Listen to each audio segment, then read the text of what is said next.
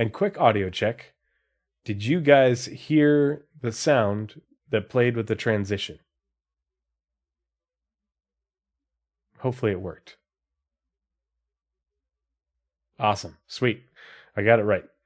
Probably pipeline probably cooking, I bet, with the yeah, they're putting out all sorts of weirdness this evening. I don't know what to think with them these days. Unless it's data mined, I'm really not that interested, and I'm not going to get into the leaks this evening, just because I know some people are don't like spoilers and stuff. But if you want to see leaks and you don't have access to them in whatever channels you're in, they are available in my Discord, and so there's also a channel specifically for discussing them with the people in my Discord. The first roadmap of the year with the Squadron 42 polish will be telling. Yeah, especially after all the January planning meetings for the year. So, I'm looking forward to that. Like that's what Christmas. Yeah, that's Christmas for me. A late Christmas present.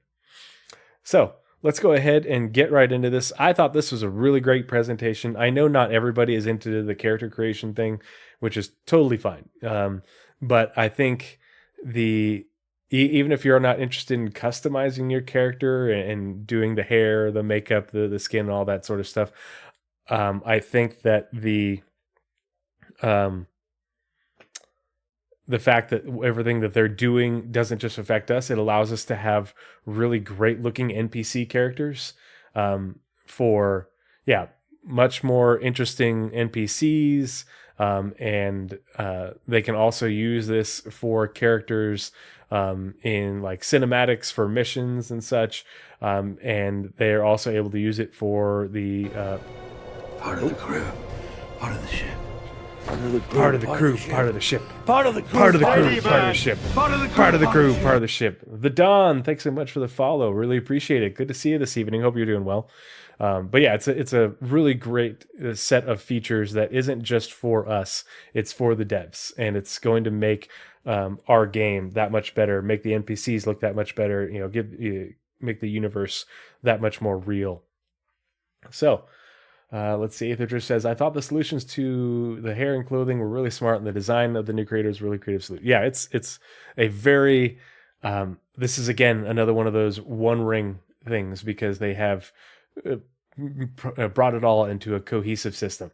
And the other thing that's exciting about this is I get excited anytime I hear about workflow improvements, and we're going to hear about some of those, and that's going to be great.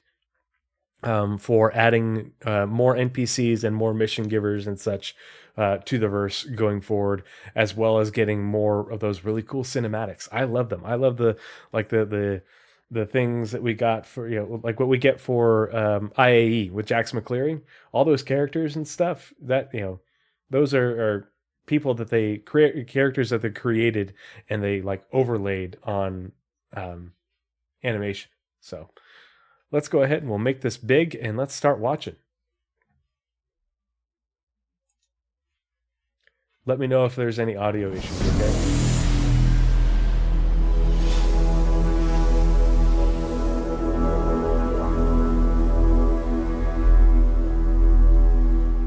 Hello there. Hey everyone, it's so good to see you all again in person. Thanks for coming out. So I'm Ian, I'm the art director for Star Citizen. We're going to kick off Turn off those closed captions. the first ever day 2 of CitizenCon by talking about some of the awesome work done by the character team. All right. So first, let's talk about life in a frontier system like Pyro and how this influences the character designs. So we wanted to create something unique compared to what we've seen in Stanton already. We want to give a wider visual palette and a feeling of historical age between the different solar systems. So this chart describes the fashion pillars for humanity. We can see where all suits, armors, and fashion items should belong. In terms of material use, manufacturing technology, and novelty. So you can see Earth fashion on the left, Terra fashion on the right, and frontier fashion right in the middle with a little bit of overlap of Earth. Let's go back a little bit. So yeah, I like that they gave us this chart to show like sort of the alignment in terms of how they break things down. It's a little bit confusing to read, but I do like how they differentiate um, Earth from Terra, and the frontier being more in in between, in the middle. Um, you can tell that there's meant to be like more, so Earth is more um, more low, more old tech, um, and whereas Terra is more, um, yeah, yeah. It's it's going to be really interesting to see what other frontier fashion we get and how they differentiate the frontier in areas like Pyro versus other frontier systems, and what else they bring in to make things look different. So that way, the NPCs in Pyro don't look like the it look like the exact same as the NPCs in Null, or gosh, I'm brain farting on in Oberon. Uh, so that's gonna be really interesting to see. Middle with a little bit of overlap of Earth. So essentially, frontier fashion is function over form. They are repurposed and repaired, and generally are misfits rather than sets. Outfits are purposeful by having storage solutions.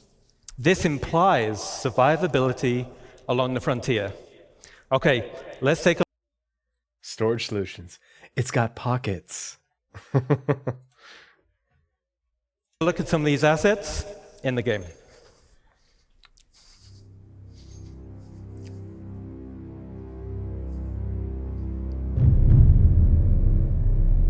I can't wait to visit one of these settlements that's like not all pirated up.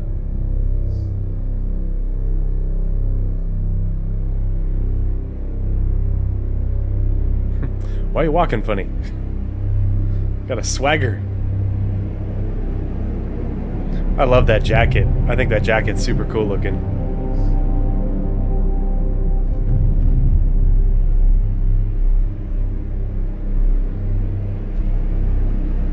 Very old school retro vibe. It almost looks like it belongs in Starfield.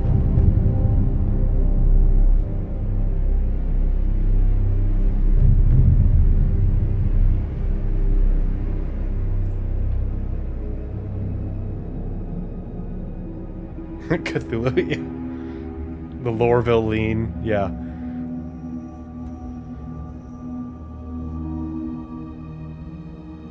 I like the drunk walking through the middle. That's cool. I'm digging this flak jacket looking armor with like the webbing and the pouches. It's very old school. The one-sided shoulder pauldron is kind of weird to me. It's like, oh yeah, I've definitely worn something like this. It's very retro, very old school.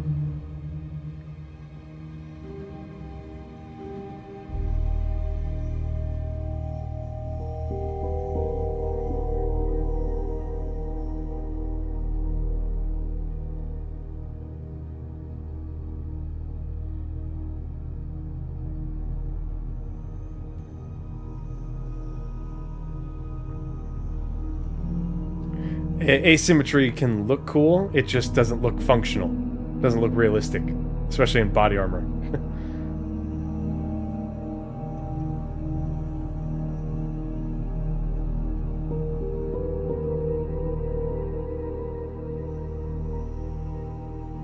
These guys just look creepy.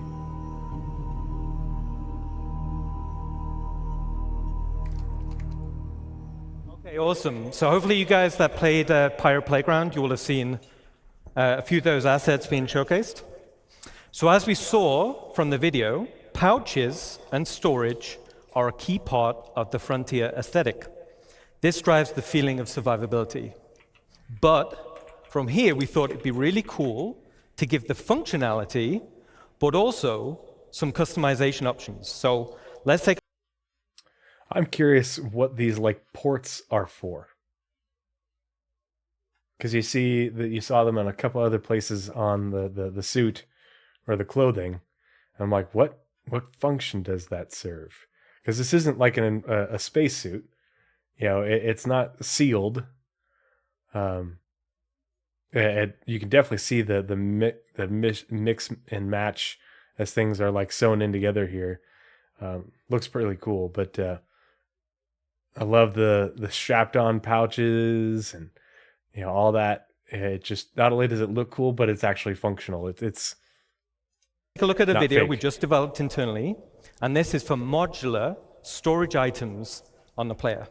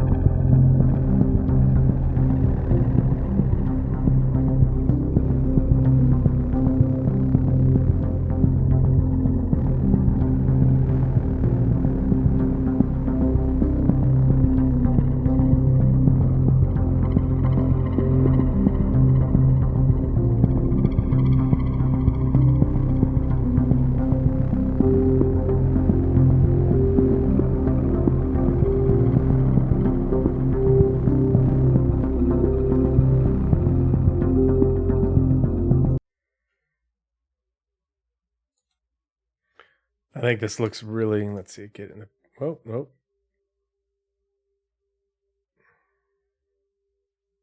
Whoops. That pouch up there on the shoulder looks kind of wonky to me. And obviously, like, it doesn't match up well with the jacket because these are being hung up on the belt and yet the jacket's underneath it. But I love the idea that, you've got a utility belt and you've got, a butt pouch and two, side pouches like that. This is just really, it's demonstrating the functionality to be able to do it. It's not necessarily demonstrating it with the most appropriate clothing items, but I think that this is going to look really cool once they get clothing items that are a bit more appropriate to it, and that when you do the attachment, it should generate a strap around a clothing item that's right there. So instead of just magically attaching to the sleeve, it should have a strap there and a strap there or something. Or if you're putting these things and they're going to go over the jacket, it makes a belt that goes over the jacket or something. Because the other thing is, like, these will have to like work with star cloth in the future, but it's a really cool feature and it gives you a really cool look. It just needs some refining. But being able to add storage to your clothes by just adding on pouches, and customizing that storage and giving it a look all your own, I think that's a great idea. It doesn't have to just be storage. It can put a lot of different, there could be different items and things that you get put on here. And I think this is leading towards the system where we will be able to add in almost like components or subcomponents to armor. In order to change values and provide additional gameplay opportunities. Star Velcro. These all look like Molly, Molly systems, but maybe we'll have some Velcro too.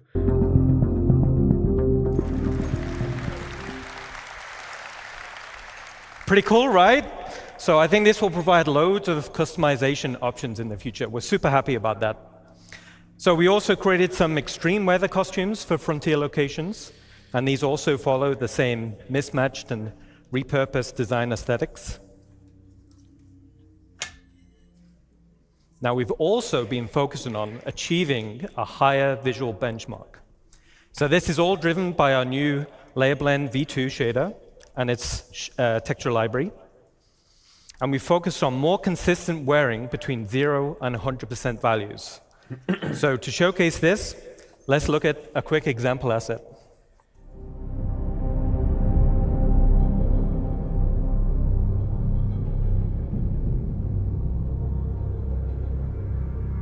That helmet mask thing, it's just creepy looking. I can't get over it. But I like how it does change based off of where.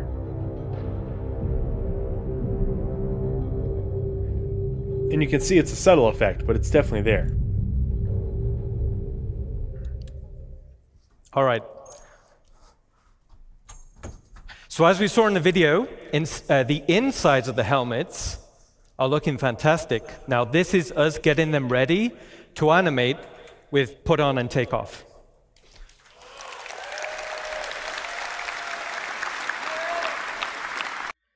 If you remember the helmet flip from years ago, that was just the beginning. That was what a concept of what they're going for.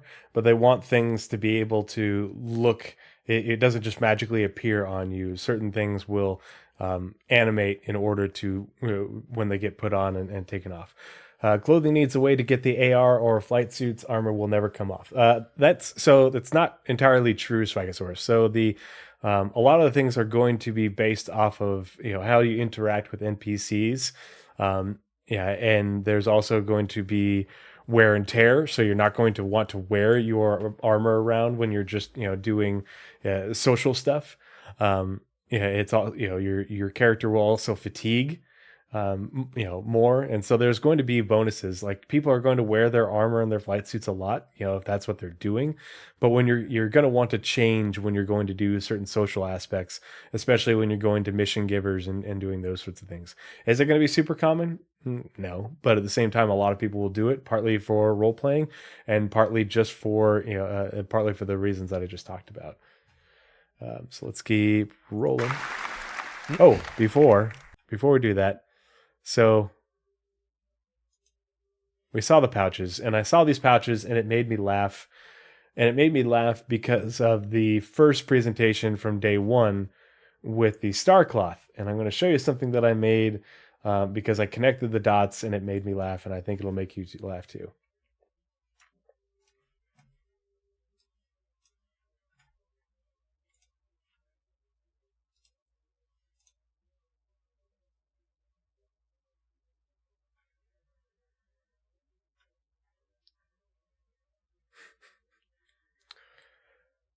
We're getting New Balance sneakers and cargo pockets, space dads everywhere. Rejoice. All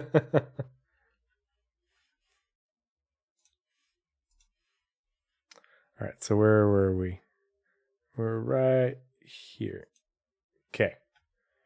Now we just need Crocs, and we will never have to lead the verse. Yeah, well, in the other part of the, it was a star cloth animation. It looked like he was wearing, they didn't look like Crocs because they didn't have holes in them, but they looked like slippers. They looked very much like the slippers that I'm wearing right now.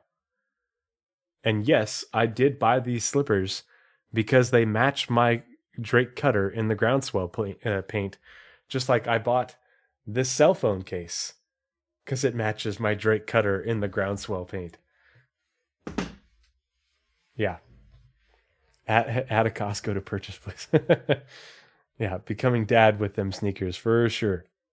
History when you travel across multiple solar systems.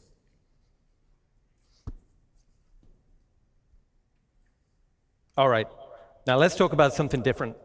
Now we're going to talk about some of the gangs in Star Citizen. So, Ninetales have been one of the main gangs in the game. So far, over 105 million have been taken out by you guys. Nice work. Nice work, guys. Yeah, well done. So you guys have been busy. Great job. All right. So it was like, all right, now we're going to need to introduce a few more factions to the game, okay? So the first faction we're going to talk about is Rough and Ready. So the aesthetic of the gang was to be subtle. They're understated in terms of clothing, and they almost blend into their environment. On closer inspection, you'll notice their tattoos. These signify rank and progression within the gang. Let's take a look at a quick video.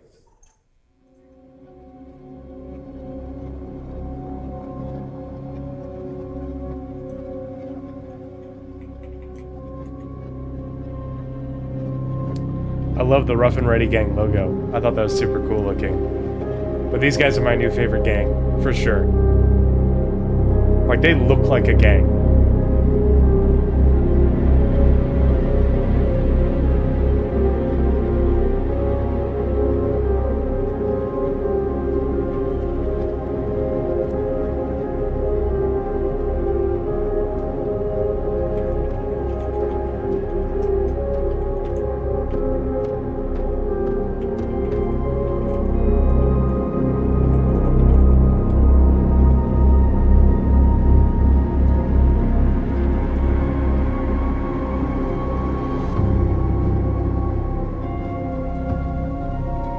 Burn before betrayal.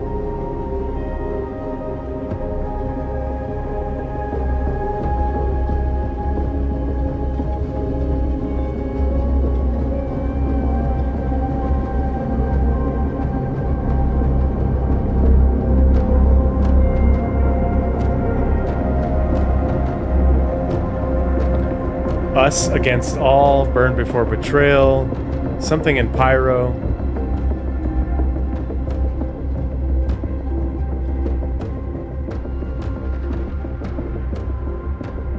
The tattoos under the eyes. To me, those guys, the Rough and Ready guys, look like a very much a sort of futuristic, almost cyberpunk type gang. It looks like something you'd see in Cyberpunk 2077 or like a Blade Runner type game. Oh, Shiny Hobo just donated $20 to stackup.org. Thank you so much for the donation, buddy. Good to see you. Hope you're doing well. Yeah, really appreciate it. Actually, we'll do a quick pause for that. So if this is your first time watching the stream, which it probably isn't if you're watching live right now, but if you're watching later on YouTube, just a reminder to everybody that any and all monetization I receive goes 100% to stackup.org. So Shiny just did a donation directly to stackup.org, but like if you hate commercials, you can subscribe to the channel, and that money will go 100% to stackup.org. If you're just hanging out here and you want to be a part of the conversation and you suffer through the ads because you don't want to pay the money, perfectly fine. The ad revenue goes to stackup.org. So what happens is when I get a payout, I just round it up to the next highest $50. And that gets donated, and so I make up the difference. So like if my next payout's $80, I'll make a total $100 donation, $80 of money from Twitch, the Twitch payout, and then $20 of my own money. But yeah, so it's a cause that I believe in, and I really appreciate the support, Shiny, and to everybody. Prime sub goes to Stack Up. Literally any and all monetization. If it goes into the Twitch payout and comes out to me, I just forward it on to stackup.org. I keep nothing for myself. My wife and I, we do plenty all right that I don't need to take a few $1,000s that I get from Twitch and YouTube every year for myself. I would much rather give it to a good cause, especially something that's near and dear to my heart. So if you want to learn more about stackup.org, you can just click on the link in the chat. But yeah, thanks for doing that, Shiny. Really appreciate it. Oh, USA Cares. Awesome. That's really great, dude. Really, volunteerism is the way. This is the way. But yeah, I love the Rough and Ready gang. I'm really looking forward to be able to play Pyro more. If there's a gang that I'm going to do work for, it will be Rough and Ready. Just because I want to be able to use the stations. I'm not a Care Bear, but I want to be able to visit the stations. I like the stations. I think they look cool. And so I want to be able to visit more of them. Yeah, and I just, if I'm doing work for them, I can get the tattoos. Yes, I want the tattoos.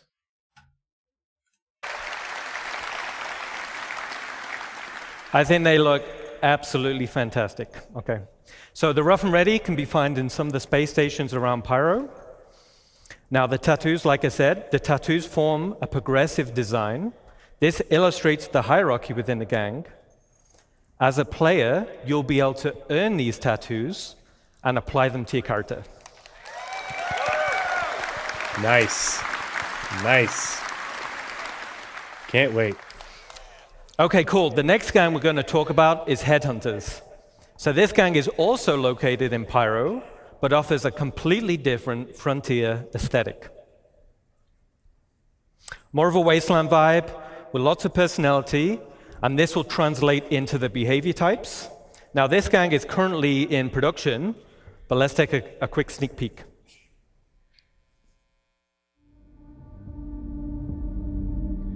And from the monthly reports, it sounds like they are very far along into production.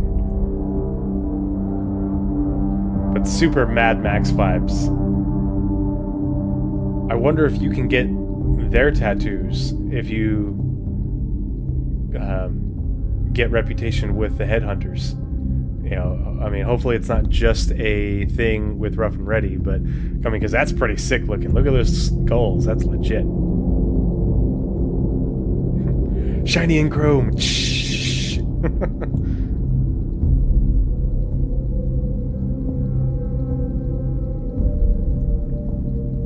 Oh.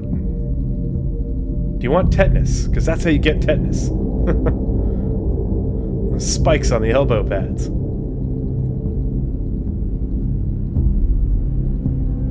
And that chrome skull is legit.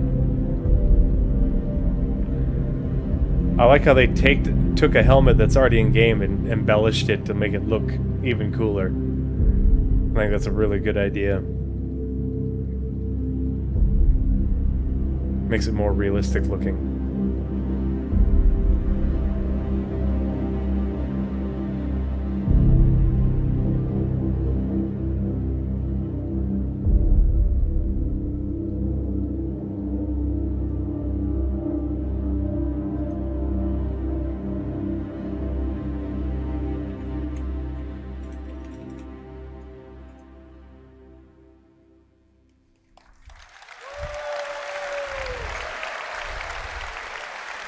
So say we all. Okay, so cosplay competition next year. I can't wait to see what you guys come up with. All right. It's gonna look legit. All right. So they're looking awesome. Now, the last gang we want to talk about is Dusters.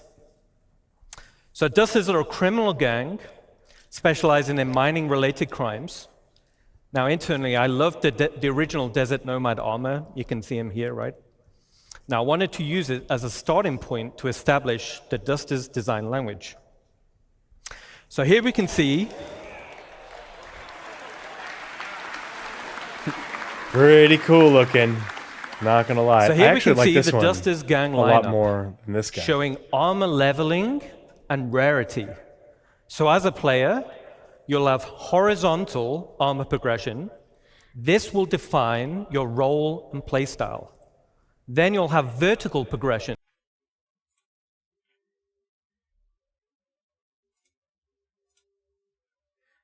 I swear by my pretty floral bonnet, I will end you. Had to do it. This is your progression within that role and playstyle. For example, a common bounty hunter armor set will be weaker than a legendary, and as armor progresses in strength, it's harder to acquire. So harder missions, rarer drops, higher reputation. Now, as we're talking a little bit about armor sets, And if you die and it gets left on your body and you don't recover it, somebody else has it. So this is the kind of stuff that encourages people to play smart and not be stupid. To retreat from a fight you can't win in order to hold on to the things that you've worked hard to earn. I have a friend who is absolutely livid because of armor progression, reducing the game stats, blah blah blah. Yeah, it's an overreaction. It's no different than what we have now with light, medium, and heavy. But making it unique and making it based off of progression with a faction, that is, there's reason in order to hold on to things. It gives you reason to not play like it's Call of Duty, to play like this is a game which has near permadeath and open looting and all that.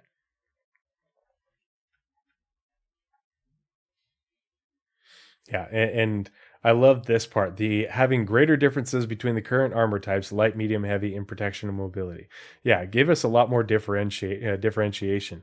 Things need to scale in more than just straight up and down, but in lateral directions as well.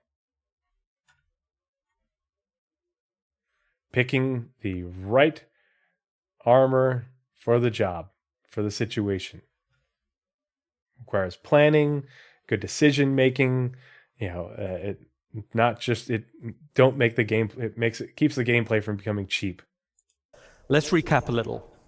So the goal is that players should consider which armor to equip based on the role they wish to fill and the scenario they're heading into.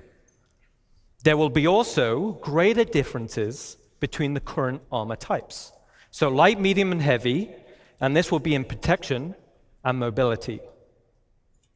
New armor categories will be combat, specialist, utility, and support. So he doesn't really go into this too much, but it's, everybody starts clapping at the names. It's what comes after that's really important to me. That define the types of items quickly available from suit slots. So this is what's really important, is that, a combat suit will have easy access to, a shorter, quicker reload time. A support, slot will give you better ability to reload heavy weapons or something like that. It just there's all sorts of ways they can differentiate it in order to make things more specialized, but also make it so that way picking the right specialization for the right situation is important versus just everything being generic and light, medium, heavy.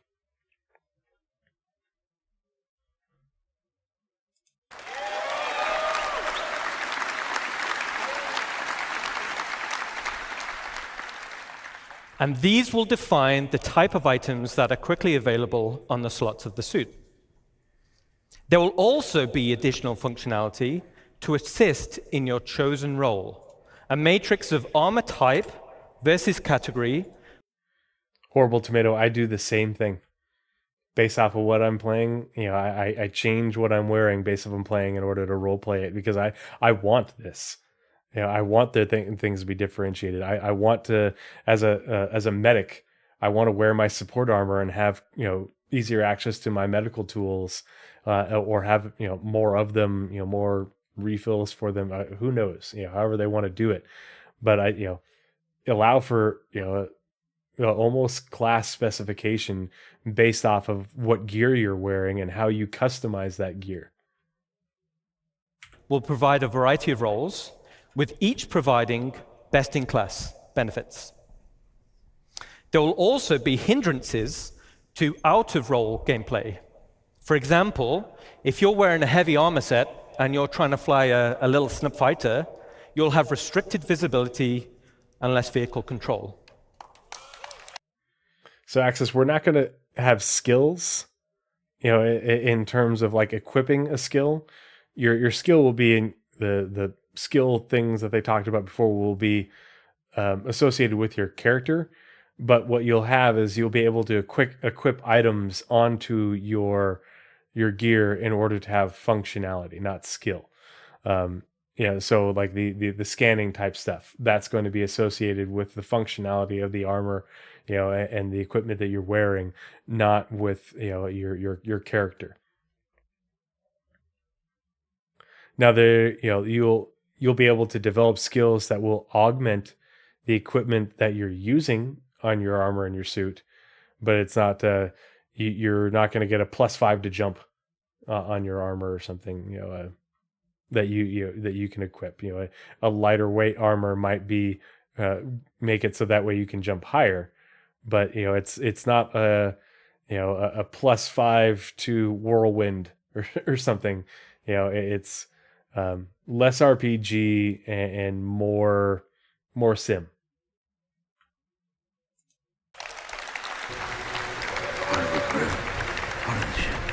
Part of the crew, part of the ship. Part of the crew, part of the ship. Part of the crew, part of the ship. Thank you for the follow. Let's see. Oh wait, it didn't even show up in the chat. I'm sorry, I didn't see who. Weird. Whoever just followed, very much appreciate the follow. Thanks so much for joining us this evening. There we go. Killed Stormarnson. There we go. Thanks so much for the follow. Hope you're doing well this evening. Thanks for joining us. Thanks for coming and hanging out. So in this scenario, like a flight suit armor type with resistance to milder G-forces would be preferred. Okay. So as we saw in Ali's presentation yesterday... Actually, before we continue, let's go back to that real quick. I like that the flight suit armor type will give you better resistance to G-forces. That makes sense. Oh, Nazareth just raided. Thanks so much, Nazareth. Hope you had a good stream. Were you playing Pyro or were you doing something else? What were you looking at this evening? Additional functionality to assist the chosen role. This is good that they're letting us know about this, but I really want to hear more. What sort of functionalities are they talking about?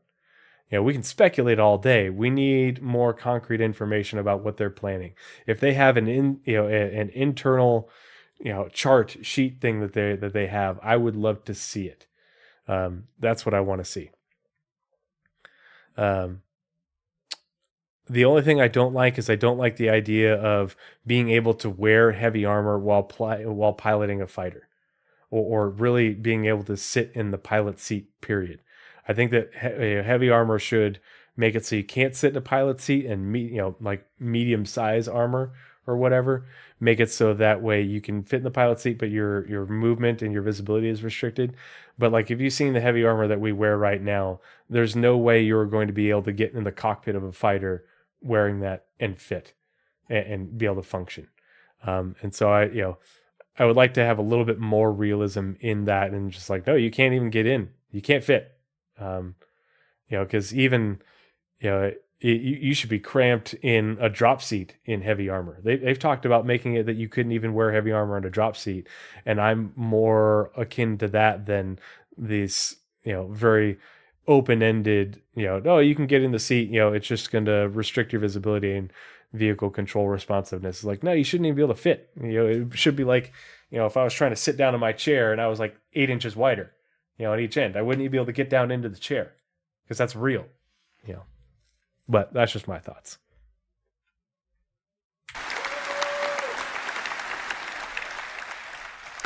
So in this scenario, like a flight suit armor type with resistance to milder G-forces would be preferred.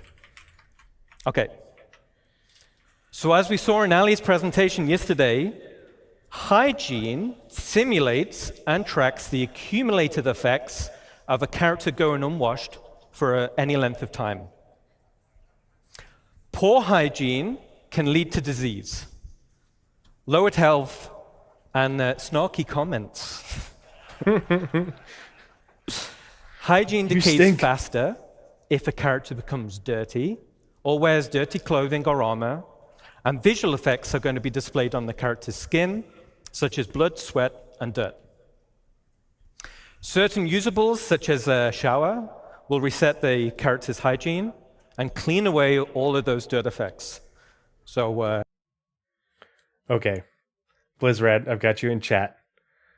Can you imagine what Mad Dr. Tree, what I'm going to look like when we finally get like medical tier 1, tier 2, and I'm just going through and, butchering, I mean healing people left and right. The congealed sweat, blood, dried blood, dirt. Oh, it's going to be great. I'm just going to look like a hot mess. And everybody's going to look at me and be like, what the hell? Were you, change your skin pigment to red. Were you butchering Part of the ship. part of the crew, part of the ship, Part of the crew. part of the crew, part of the ship, Part of the crew. part of the crew, part of the ship. Thank you so much for the follow, Nightingale. Really good to see you. Hope you're doing well this evening. Thanks for joining us. But yeah, this is so the two things. Being able to see the effects of what happened, what people look like Imagine you're, about to head out on a mission or something like that from a station, and a handful of people come in and they look all bedraggled. They've got dried blood on them and dirt and mud and everything, and they're all beat to hell. And you see NPCs reacting to them. Like, how visceral is that? I know what that was like when I was deployed. When you'd see, when you'd see people come back in from patrol, and before they go and take a shower, they just want to go to the chow hall and get a bite to eat and a bottle of cold water, and they just look like they've been through hell. And I've been that guy, and had people just look at me. The guy behind the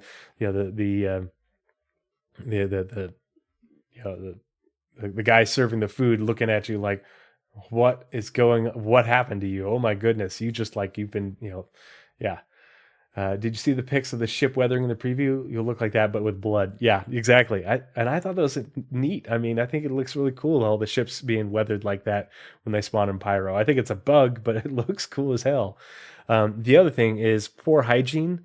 I love the idea of, if you let your hygiene go too long and then you get a wound, to have that hygiene increase your chance of infection. Have a secondary injury in the form of an infection due to the fact that you didn't keep yourself clean. You didn't get yourself cleaned up. And then have to provide additional treatments on top of, hey, not only do I have to, use my laser suture, to heal up this big old gash in your leg, and give you a med pen to restore clotting factors and red blood cells, but I also have to give you an antibiotic, and all of this is increasing your blood drug level, et cetera, and has side effects as well. Yeah, septic wounds are not a good thing at all. That is a story of my life. Well, not me personally, but taking care of people with them. Yeah, but that's what I want. That's what I want to see. And have your your health, overall health lowered. Because you're dirty and you're grimy, you're fatigued. All that. Yeah, I want that. That makes for good gameplay. Let's keep clean. Yeah. Wash your damn hands, folks. Ask these. Okay, so that covers a quick recap on armor sets and hygiene. Let's get back to a video showcasing the dusters. These guys look cool. I can't wait to see them in Stanton.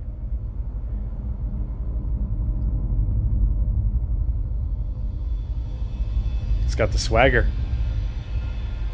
Very confident.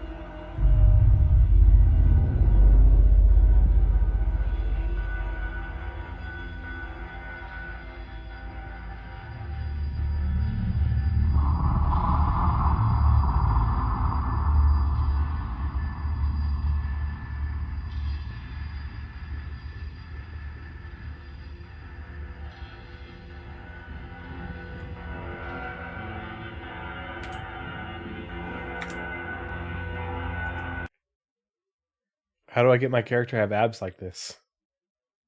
Why does everybody have abs? I want abs. And it's interesting that they're all wearing masks. Is it because they're used to working in dusty environments and that's where the duster name comes from? So they wear masks to protect themselves? Yeah, I want a gut. I want my retired medevac Valkyrie pilot to, be to have a beer belly. Not a big beer belly, but just a little bit of a punch. To know that, yeah, he's been out for a few years. I had abs once, do not recommend. Same. Yeah, because there's very little to eat. I want a muffin now. That sounds great.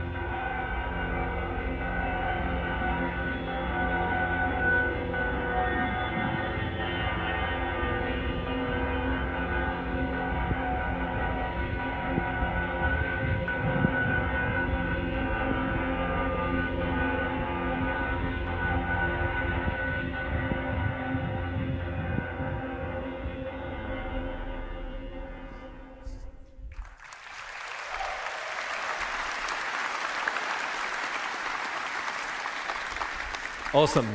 So you'll be able to find the dusters scattered around various derelict settlements and wrecks in Stanton, and the dusters will be available Q4 this year. Dusters coming to game in Q4. Hold on, let me put that in the document. All right, so Dusters faction.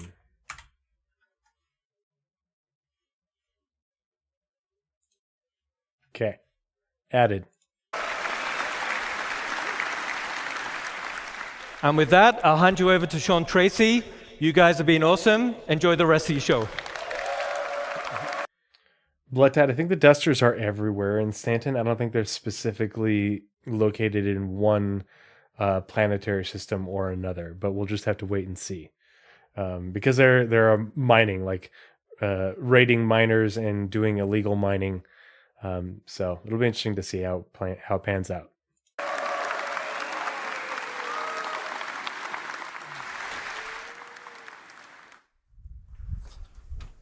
Hello, everyone.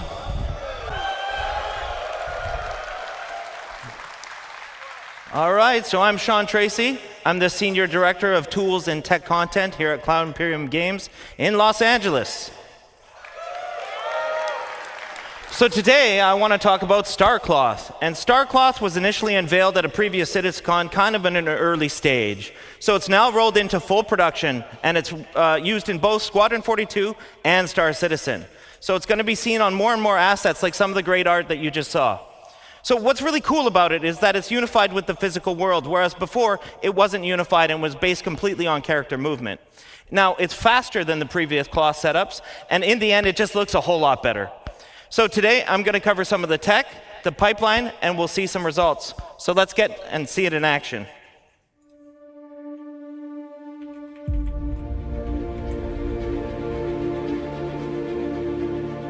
Trench coat.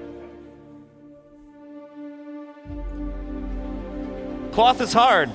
Guys have to run upstairs, they have to crouch, they have to prone. It's got to collide with the environment.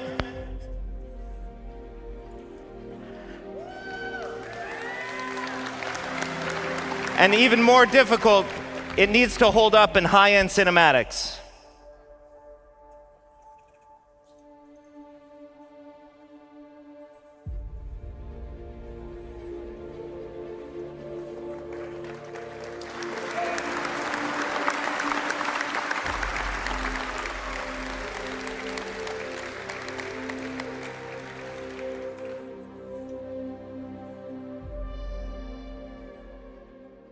Cut that one just before some good spoilers, so. Dang it. All right, so how's it all work? Well, Cloth uses two meshes, a simulation mesh or cage, and the render mesh itself.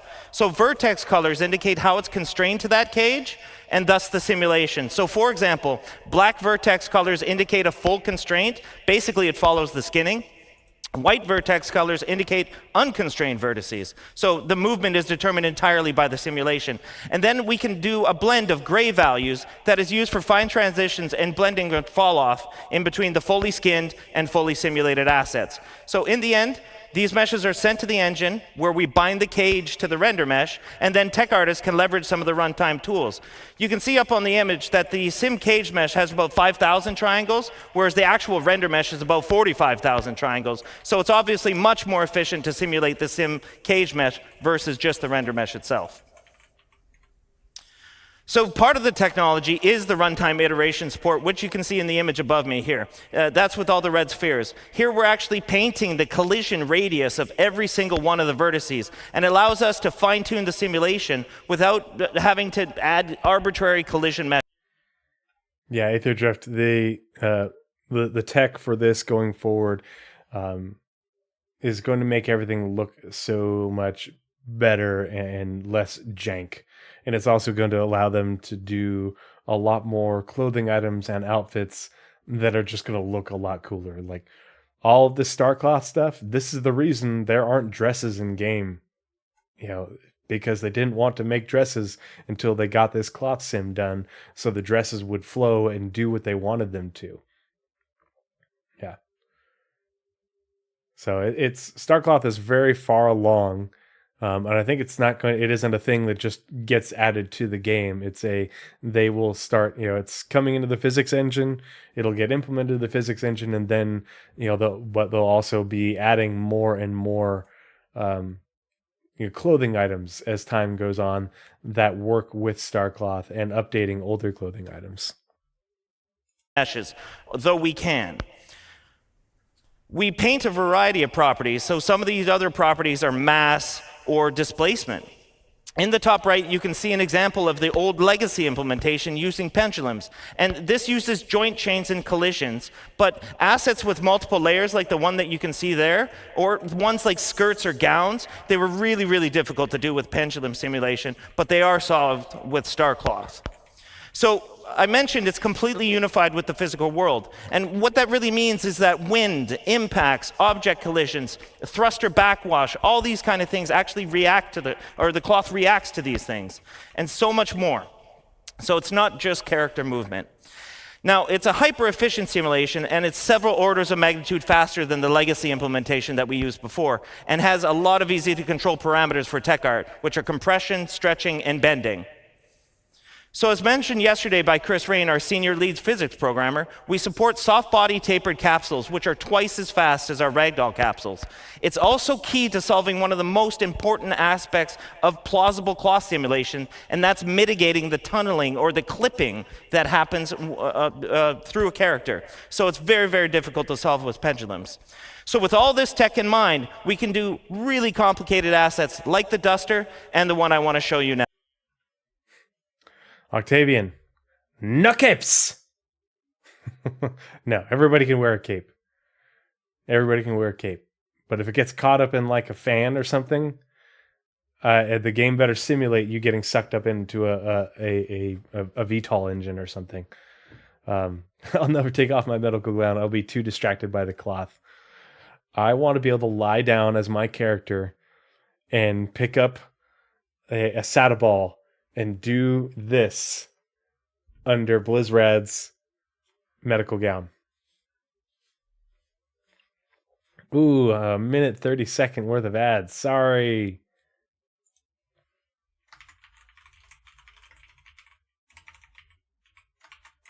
I'd buy that for $1. Now.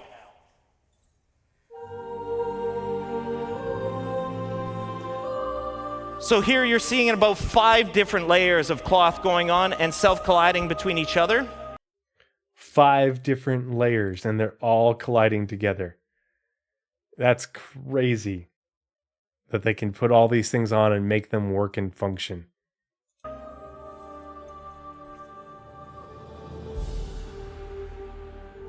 It's reacting to the planet wind, which is always changing. On the front, there's a big leather apron. So this one's actually a lot heavier, and it moves a lot differently than the cloth on the back. And that's the crap. Stupid thing. Where were we?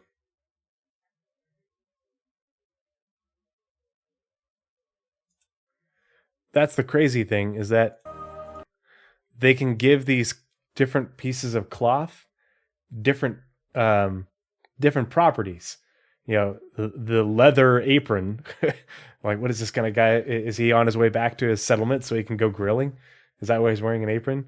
But to have different properties than the lightweight cloths, that's just nuts. Hey, Sergeant Tickles, good evening. Hope you're doing well, buddy. So for those of you who are watching, if you haven't caught the Armchair Admirals and Generals podcast, we generally do that about once a month, every month or so.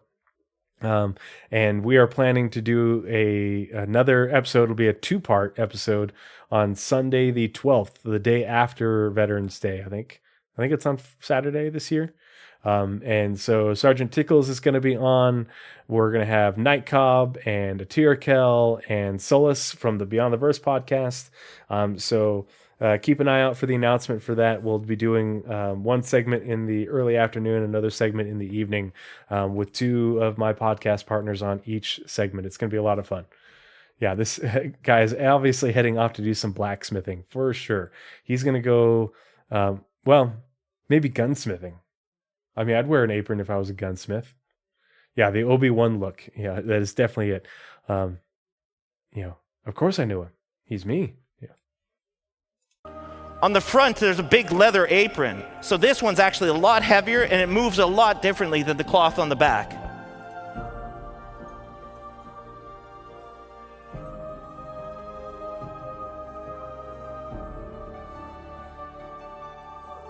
So he's walking into the wind here.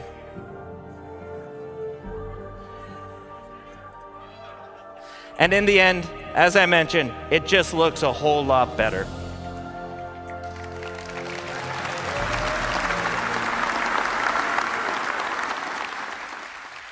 So with that, I want to hand you off to my friend, Andre Pierce, who's going to talk about hair.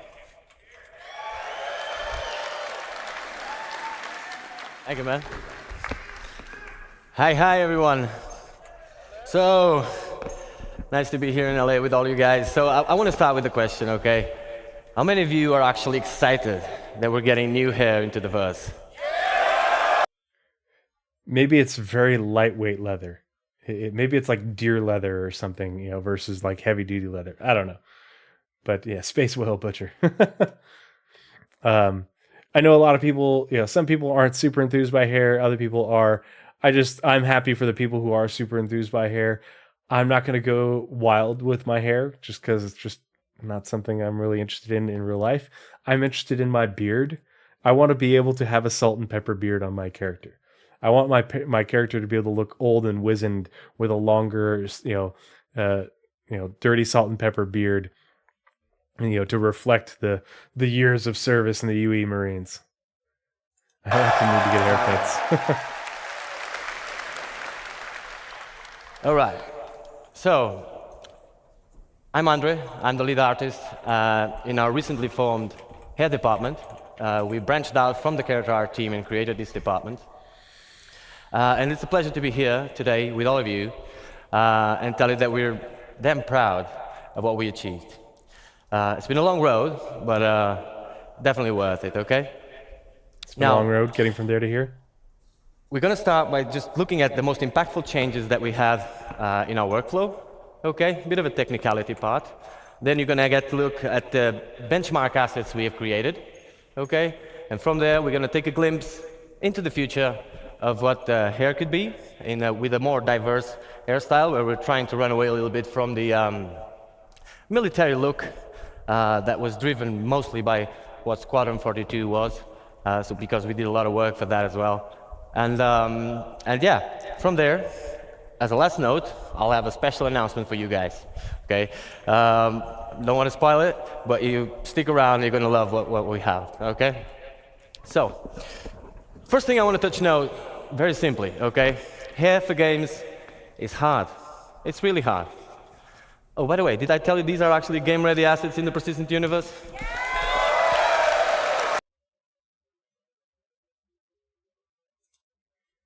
Look at how good those look.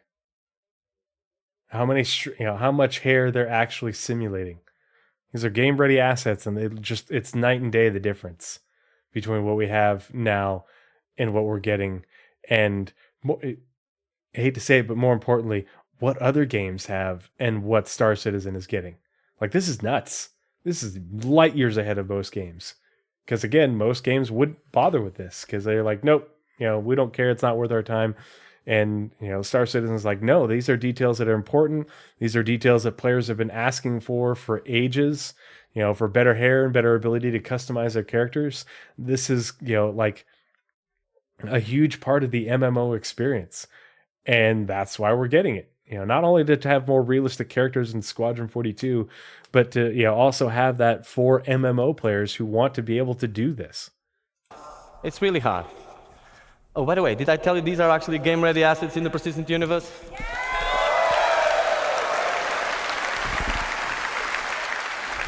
Fully rendered in our engine, okay? Game-ready, performant, ready to be shipped, okay? So, hair is really hard, like I was saying. It is a AAA challenge, basically. You see games that get it, games that don't. Some of them get it more or less. Either way, for us the challenge is the same. We're not different, and the challenge is real. With the scope of Star Citizen, like day-night cycles, all these light shafts, all this MMO, people running around with the hairs, a lot of motion, a lot of fast-paced movement. Yeah, it is hard. But the best thing is we have arrived, okay? It is, yeah, clap. It is, it doesn't end here, okay? Yeah. It does not end here, okay? It's the nature of CIG. We just keep pushing the boundaries, but like I said, we're really proud of what we're showing you here today. So let's dive in what we made all this possible, okay? On a high note, on a high level, basically, a successful hair requires 3 fundamental elements, okay? There's the texture, there's the placement, and there's also the shader. If one of these elements fails, all of them do, okay? So it's basically, you can have a great texture, great placement. If your shader is wrong, no go, really. And the same if the texture fails or if the placement fails. So really vital, really important that everything works together. But the good thing is, by breaking down the hair into these 3 parts, it also allows us to actually go deep into each of them and push the quality up. Or like Chris Roberts would say, bring the high fidelity, right? So, on the texture end, there was a lot of changes. What you see on the top there, the common approach of a AAA game would be to have true black, true white on a transparency map, a bit of taper on the tips and roots, and call it a day. That's what happens in 99% of the games. Now at CIG, we went a bit further than that. We tested all the thicknesses that were actually reasonable to test, of course. Part of the crew. And we came to a realization. Part of the ship. The hair doesn't need to Thank you be for the follow. thin enough. It just needs to look thin. We do need it to be thicker enough, thicker than the real life hair, because if you take one of your hairs, you'll see it's really thin, right? So it does need to be renderable. That means if it's really thin, it will be subpixel rendered at some point. With the motion and all that, we will get a lot of artifacts. And so that would be a no-go. We do need it to be thicker than in real life. But can we make it look thin? That was the question. So we came to the realization that from hair, or from scalp to hair, and from hair to the background, so these 2 points, the transition points, are the most important ones for the hair. So we aggressively tapered the tips, which is what you see over there, and added a gradient to it. So no longer true black and true white. Now, this is a lot of technicality. You will see practical examples of this, but that allowed us to have smooth transitions and basically achieve the result we expected.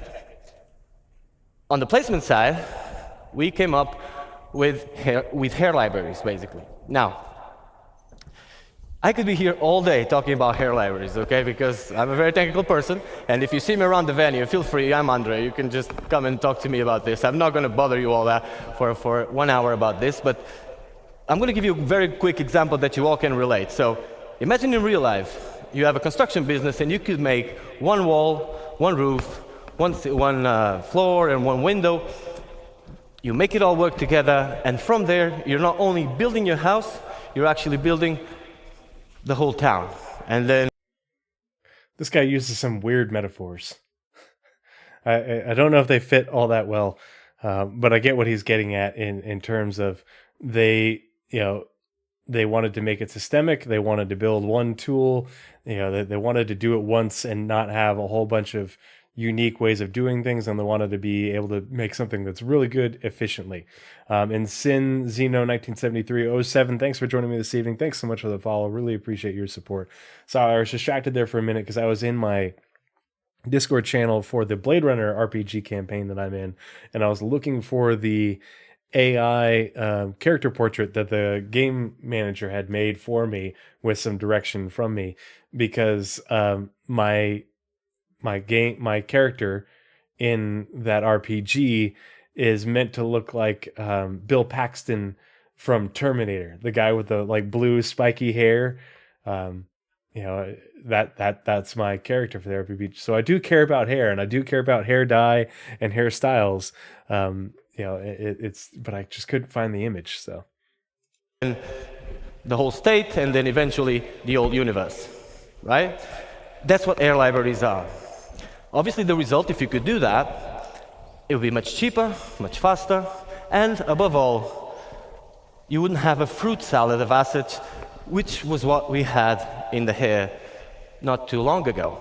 And by fruit salad, I mean several artists working through the years, each one of them applying their own workflow. Everybody's at different levels of quality, of course, different minds, different ways of seeing the same problem. So at the end of the day, fruit salad, right?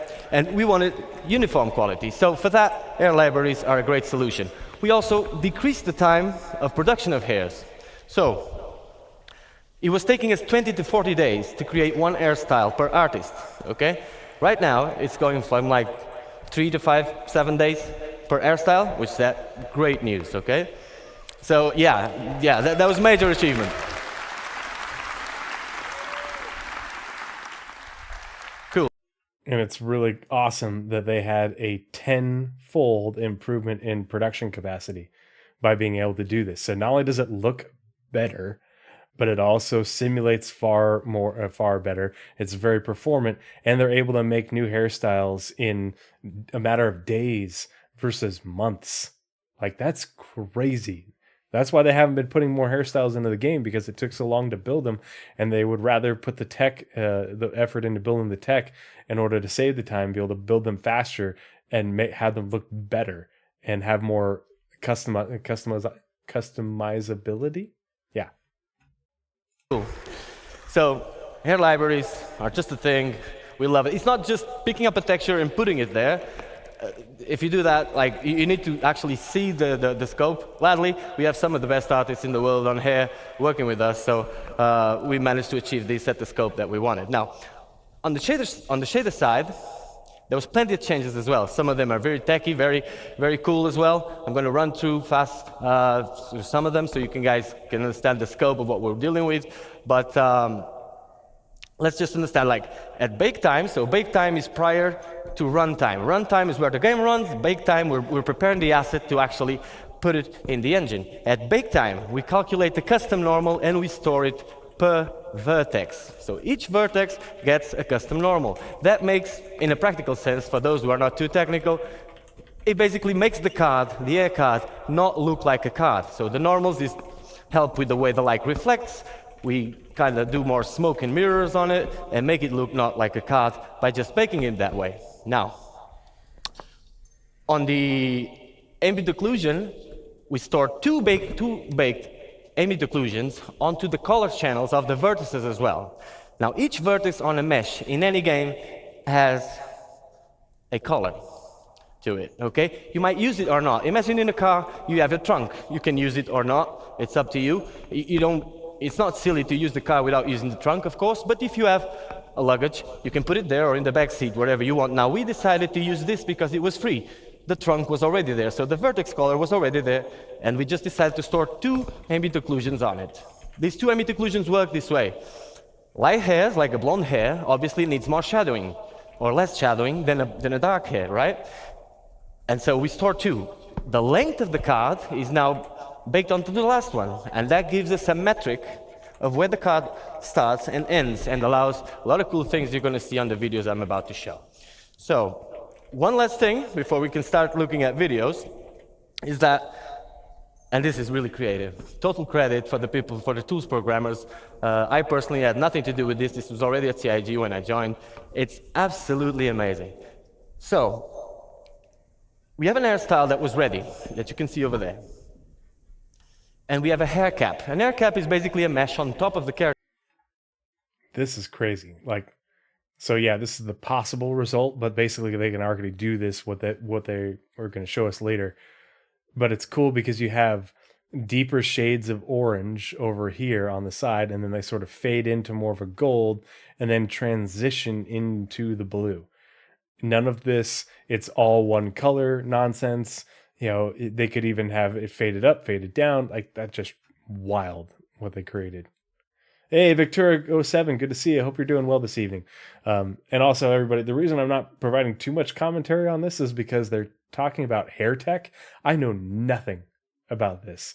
I've read about the basics of it in the monthly reports as they've been developing it, but this isn't something development-wise that I have any knowledge on, or it's not something that Nazareth and I spend an hour researching when we read the monthly reports and everything. I'm like, okay, cool. They're working on hair tech. It'll be interesting to hear about it. But the way this all works, it just absolutely blows my mind and goes way over my head. Characters have, which is invisible, transparent. It is just there. Sometimes we use it for shadowing. That thing has an UV. And so we project the hair, or where the hair starts, onto that UV, and gives us that image that you see on the middle, right? Part of the crew. And so we now have a 2D space Part of the ship. Part of the crew. that relates to a 3D low. Thank you so much for the follow, Scissor Fuzz. Really appreciate it. Hope you're doing well this evening. Thanks for the support. Location. Meaning that if I want to have hair like mine, which is white on the sides and dark on the top, I could just paint this part and get it white on one side and then dark on the top, which is an insane advancement because cards normally are stacked on top of each other. So when an artist is placing cards, if you paint one card to make it white here, well, it's going to be stacked on top of the other and you're going to get spots all over the place and no control over it. So this allows us to give control. And what you see on the last image is the possible results. For example, now I can paint one side of my 2D representation of my 3D space and get this possible result, which is pretty amazing. So,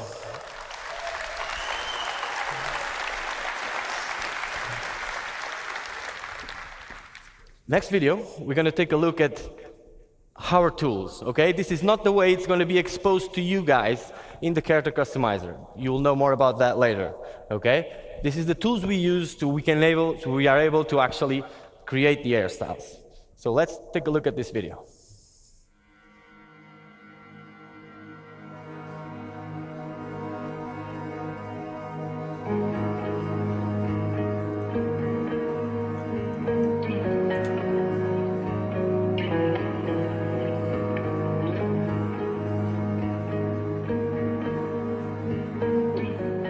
You have the full range, so you can go for full white. These are melanin ranges, so realistic ranges. Fully white up to black.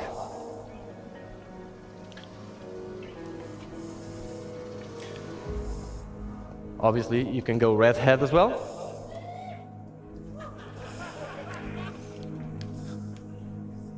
Get out of the way. You also have the dye feature where you can see all the things we talked about implemented. You can go a bit more wild on this.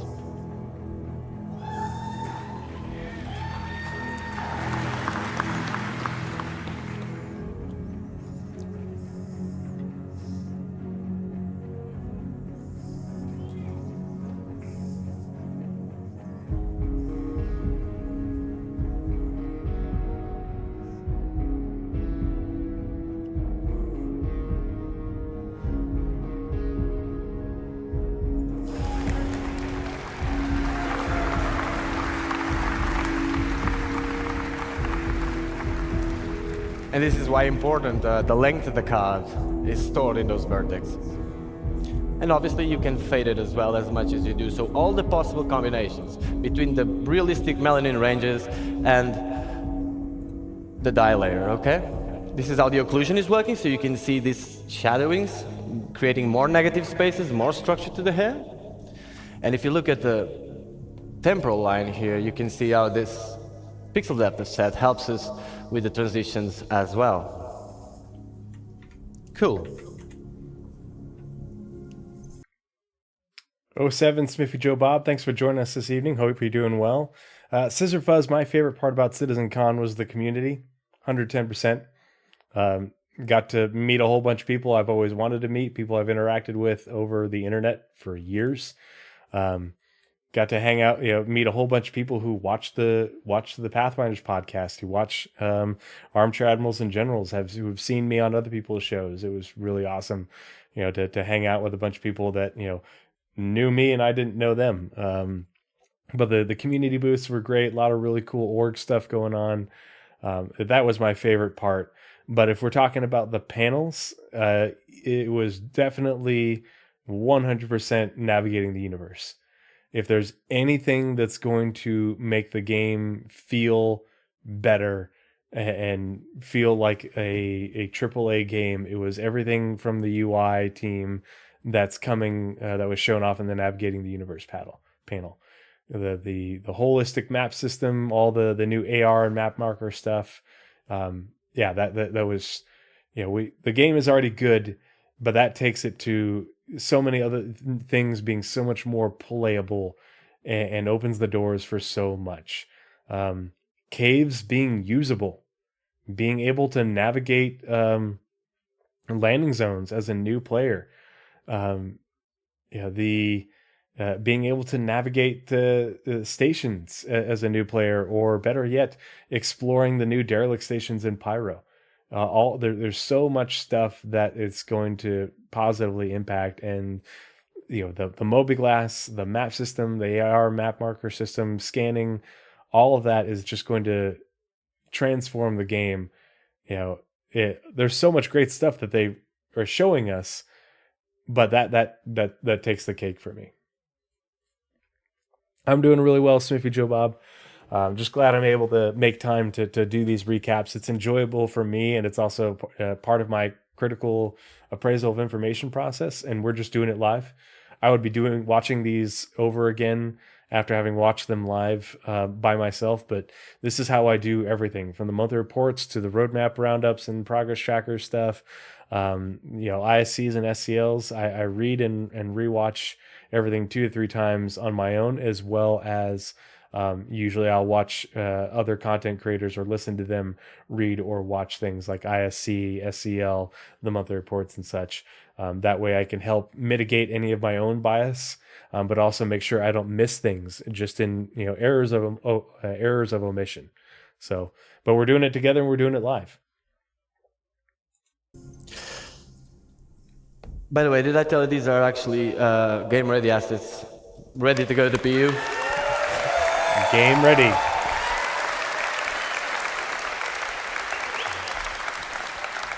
So now that we understand a bit better how the hair is working, that's why the boring part that I told you just before, you can examine these images with a bit more of an informed opinion. That is basically the example. Now, that's all very exciting, but we want to show you hairstyles that are actually in Star Engine and working. So that's the video we're going to take a look next, okay?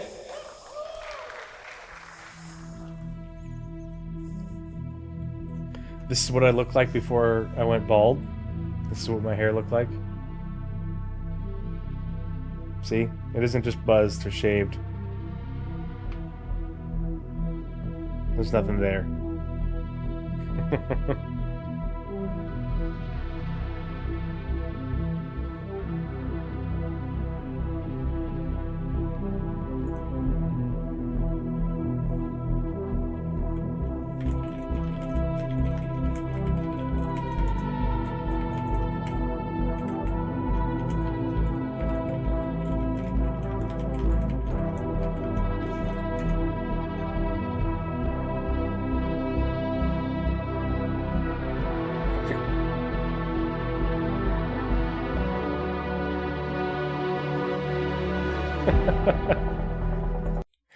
Yeah, Ubi, I am very aerodynamic. I just glide right through the air. Nothing can stop me. Good to see you. Good to see you chatting, hanging out. Hope you're doing well this evening, Ubi. Yeah, and Octavian, it's listening to a bunch of different people helps you recognize your own bias as well. Whether it's you have the same, have similar biases, or listening to someone else explain or say something that is more without bias, and then being able to recognize your own. The hair. I appreciate the hair because I appreciate how many people want to play Star Citizen as an MMO and role play, and I appreciate the amount of technical marvel that this hair is, and Star hair, the physics aspect is. I'll probably customize my character, to a certain extent.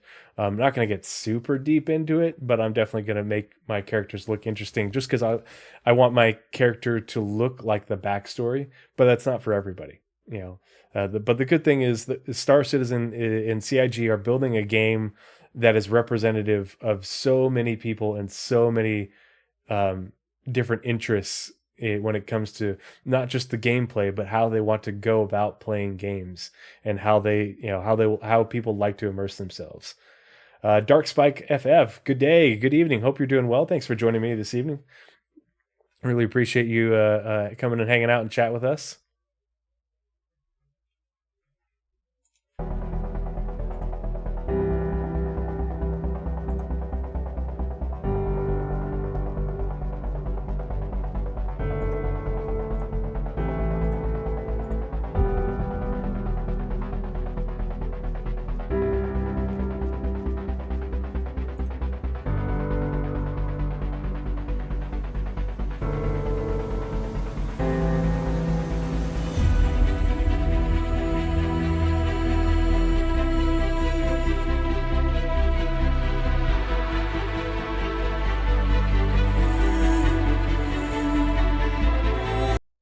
This guy is definitely very much in line with what my Zero to Hero character will look like, having grown up on Hurston, and working for a family, or working in the refineries.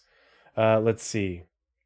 Ubi says, "Thanks, man. Just watched your Bengal lore video." Oh, the podcast I did last year on the lore surrounding the unannounced RSI capital ships. Did you? Okay, sweet, cool. Did you check out Jail's video? Because I linked that. If you saw that from the Squadron 42 video, make sure you check out Jail's video, because he's got some good picks and good citations that are more recent. Okay, cool. Yeah, make sure you check that out, and give him a like when you do. Send him a subscribe if you're willing. But he did a really good job, not only in terms of investigating, but his editing. Like, mine was just a podcast, me just doing this live. He did a really good job editing it and getting good shots in there that really helps paint that picture a bit better. Yeah, echo fart chambers, Smithy job. If your farts echo in the chamber you're in, you need to get out. Socially confused. I did get access to the preview channel for Pyro. I just haven't had a chance to play it. It comes on at like 1 p.m. My time in the afternoon, for the afternoon playtests, and then gets done at like 8-9 o'clock. Part of the crew. Part of the ship. Part of the crew. Part of the ship. Part of the crew. Part of the ship. Part of the crew. Part of the ship. Ubi, so much for the thanks so much for the follow. Really appreciate it. Thanks for your support. But yeah, I haven't had a chance to check out. I mean, I checked out Pyro at CitizenCon, but I haven't had a chance to check it out on the preview channel. Just because the timing has been bad, because it's during the week. Like, it comes on in the morning when I'm getting the kid ready to take him to his daycare Montessori school, and then I'm off to work, and then it comes on in the afternoon while I'm still at work. And it finishes like right after bedtime's over, and I'm like, okay, well, guess we're gonna continue the recap. So I just haven't had time. I have to look at the days and see how long it's going for. Do you guys know how long it's going for? Because I have drill on Friday and Saturday this weekend, but I'm off all day Sunday, and so I really want to check it out during nap time for the kiddo. Okay, November 14th. So, oops. Okay, so I should be able to check it out this Sunday, for sure. I'll probably try and stream it on Sunday. I'll just make an announcement about it. Added another PTU beside you're talking about it's open to wave 1 for 321.1, and this is going to be the IAE patch, and I haven't checked that out yet either. They did add tractor beams in the ETU. Yeah, I'm super excited for vehicle tractor beams. I've been a big fan of vehicle tractor beams for a long time. Really looking forward to playing around with the SRV. I know it's got some bugs, but this is the first patch, so it'll be really interesting to see how all that comes out. I'm glad. I heard that the Taurus got its tractor beams on the turret. I was concerned because they mentioned remote and pilot operated ones, but not turret operated, and so that I'm looking forward to seeing that in action. Yeah, I'm eager to try out this mechanic. I'm super excited about it. I've done multiple podcast segments on vehicle tractor beams, so I'm super hyped about it. The Redeemer doesn't have a tractor beam that I'm aware of. Are you talking about the Reclaimer? Because I think the Reclaimer is supposed to have tractor beam turrets, but I don't know if those got implemented. I know the Nomad did.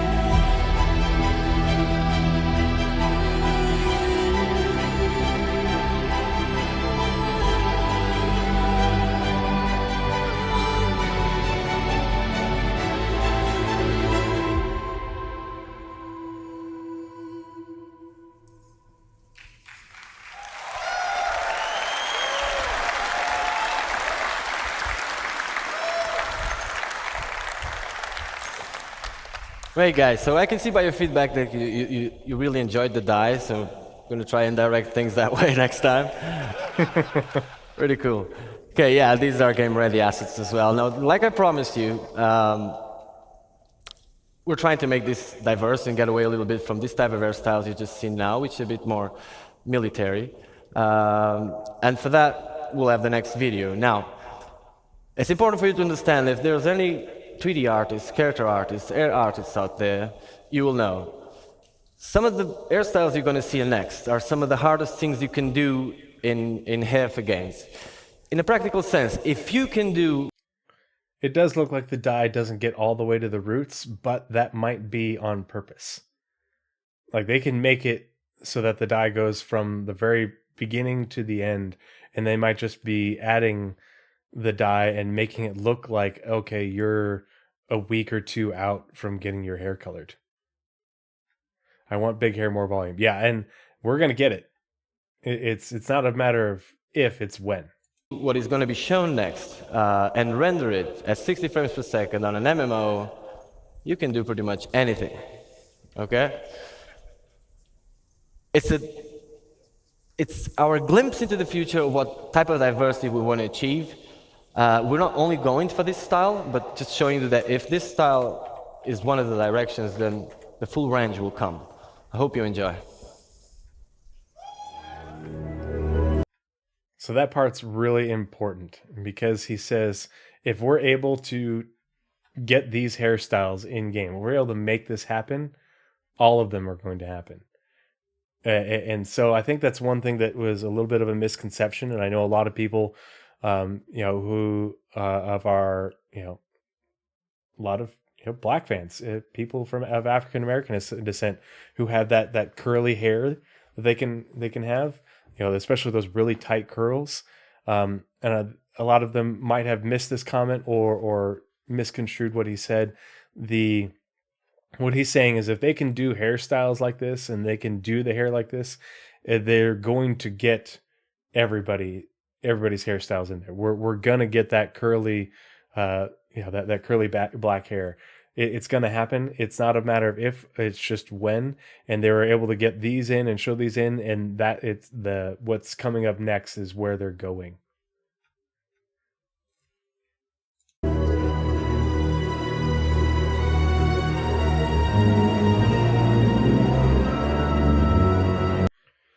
But you can see they're still simulating the hair. This isn't just a texture. The hairs are still simulated. They are just put into this hairstyle. It isn't faked. And that's why this is incredible, because if they can make the hair do all these twists and turns, they can make the hair curly. They just haven't done it yet, but they will. They're planning on it. They want to. They're going to.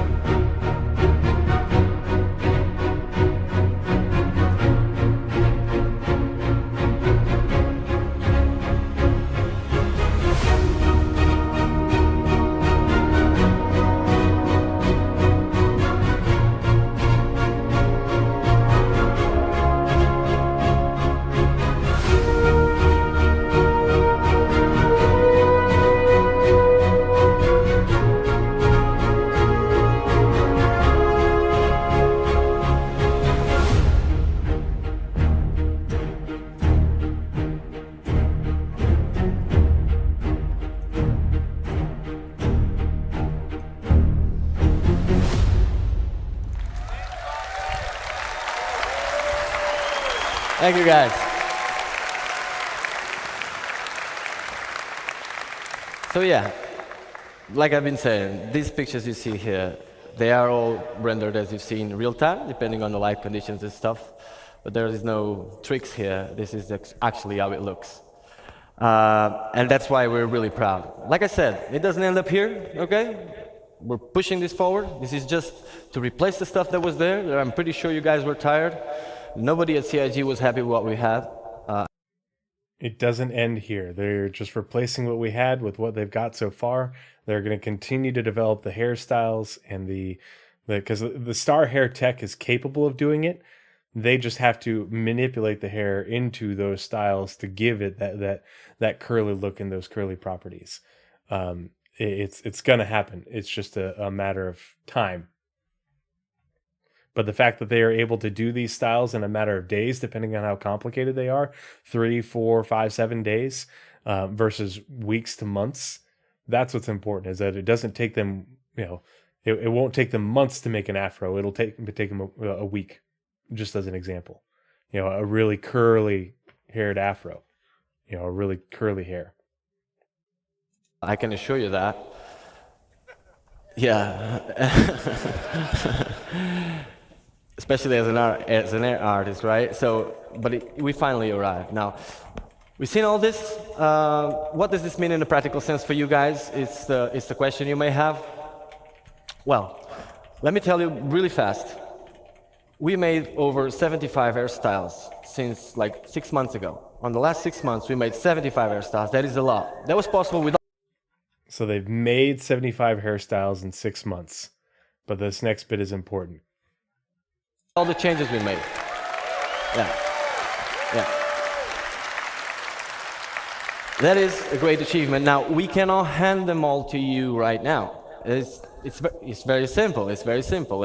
It doesn't end up here at the artist end, okay? After this, there's a tech art pass where they need to skin it, they need to make it work with hats, with goggles, with everything that needs to work, right? So it's a process that takes time, but we wanted to have a certain amount, a quantity that would be enough to replace all the stuff that it's there, give you enough variety for you to start, and that's what we're going to see next. Now, it also tells you when are you getting it. So, as a last note, I'll leave you with this video, and next, Forrest will come here to talk about this stuff. So, let's take a look at this, guys. This is actually what you're getting. So this is the first batch. They've made, what'd they say? Made 75 more hairstyles.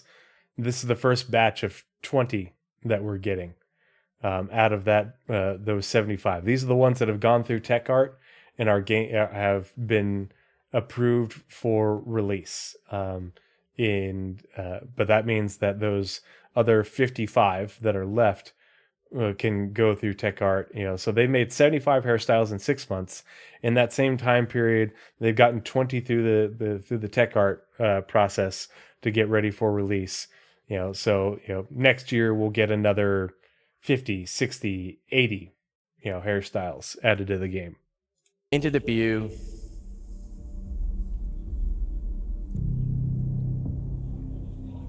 Oh, look, it's me if I didn't shave my head.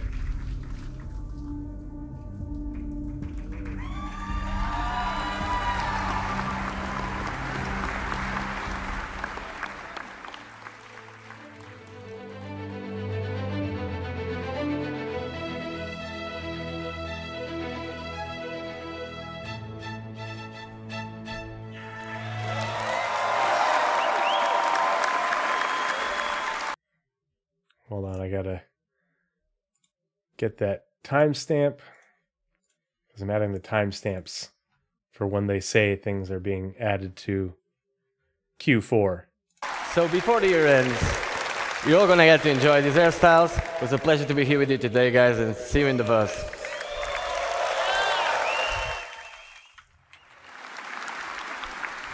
Another round of applause for Andre and getting new hairs into the game. I can't wait to put new hair on my character, I'll tell you that. And for Ian and his awesome character team and the amazing characters they showed us earlier. Absolutely fantastic.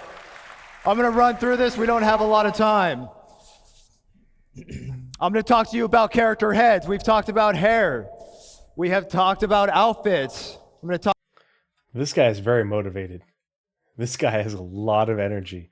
He is super hyped about this. And I mean, has every right to be.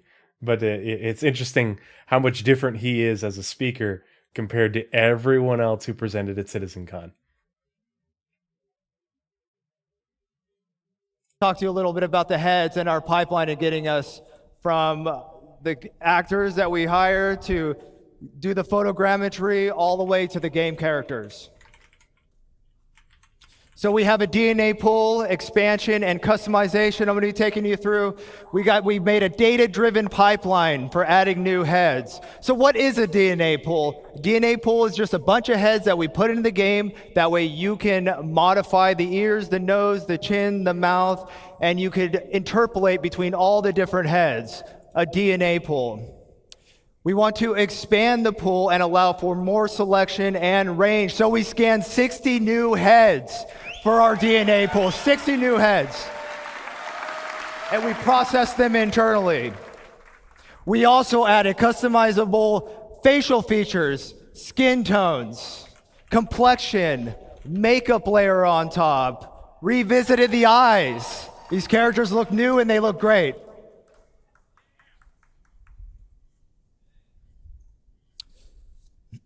All right, so our current pool, there's the 18 heads right there, but that wasn't enough. We need more. That is our new pool. And they're doing more. There's more heads that they have to bring in that they've scanned. Very exciting. Right now in the PU, when you're playing, see that center row? You get 9 females and 9 males. And now we're going to be getting all these characters. It's for Squadron and the Persistent Universe. How do we do it? Well, we partnered with Clear Angle over in Pinewood, London. And they have this thing called the Clear Angle Dorothy scanner. The scanner improvements allows us to get shoots done in 4 weeks of sessions. Custom coded flash that just kind of does it automatically, all calibrated. In seconds. To give you an idea, our old process for doing this took hours to calibrate. This thing does it in seconds. Talk about state of the art.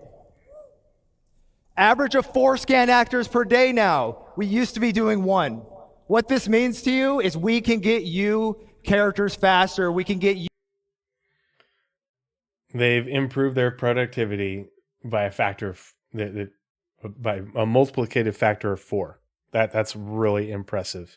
And not only does this mean we get more heads added to the DNA pool for our character customizers, but it adds to the DNA pool for the character customizer for the devs to be able to add more diverse and interesting NPCs. Not just people who are getting, doing the whole animation thing, wearing the whole rig suit and stuff, but the NPCs that they build in the game, that they put their faces over a rig and use their animation tools in order to add these characters to the game and make them look believable, make them look a lot better than the ones in Starfield. Just saying. Shots fired. You new heads faster. Polarized image data resulted in improved spec, blah, blah, blah. Those are awesome texture maps that we could put on the head. That way we could render them, make them look really good. Photogrammetry captured in raw images at 8K texture map resolutions. Hyper accurate scan results.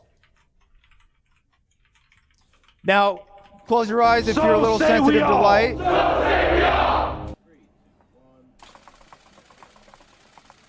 This is the process we use to get the pictures, to build the photogrammetry, to calibrate the cameras.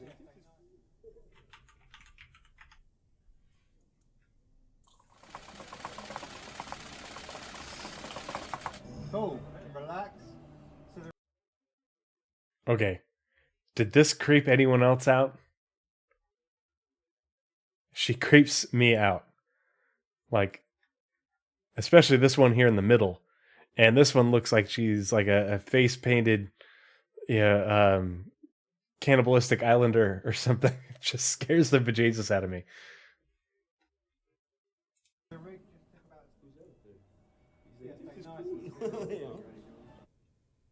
All right. So we got some characters here on the screen. Those are all built using all these things that I've briefly mentioned. These characters are built. This isn't a person that they scanned in. This is a character that they made after scanning in other people and then adding to that DNA pool and using that to make this person. I mean, how legit is that? I mean, these look, it's just nuts, I want to talk to you a little bit about skin tone, though. Skin tone's tricky because we want to apply it. We want to be able to customize it. We want you to have the ability to do whatever you want.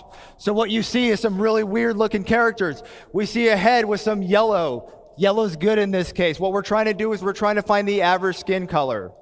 Once we find the average skin color, we can figure out what that skin tone is, and then we can apply it.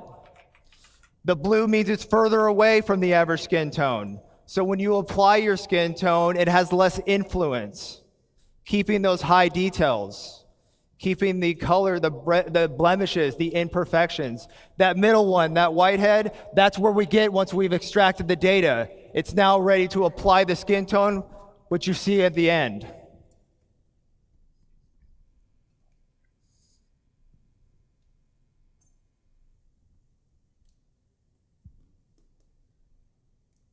That's pretty cool.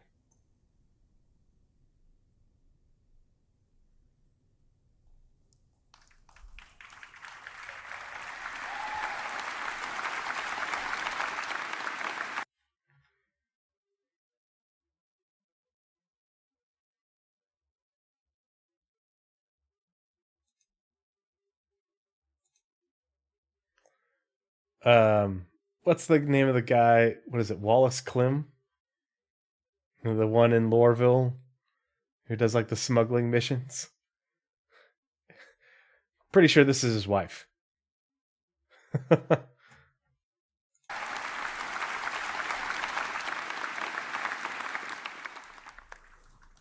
All right, so here's a little more detail what I'm talking about. We knew that we were going to get a pool for these heads, this pool of all these different awesome shapes, noses, ears, lips. But now, with what we're doing currently, you can see that we have calibrated all of our source photos of our actors. And with that, we could figure out exactly what they're supposed to look like. And then once I extract and do the average thing, I'm able to get a value. And that value translates into a skin tone. And that skin tone translates into a chart that you can customize your character with. And what's great about this is as we grow our pool and we get more heads, we get more skin tones. So our skin tones aren't based on, whatever it should be. What should it be? What does it look like? These are real data. These are real data that we get from these incredible clear angle scans and the incredible.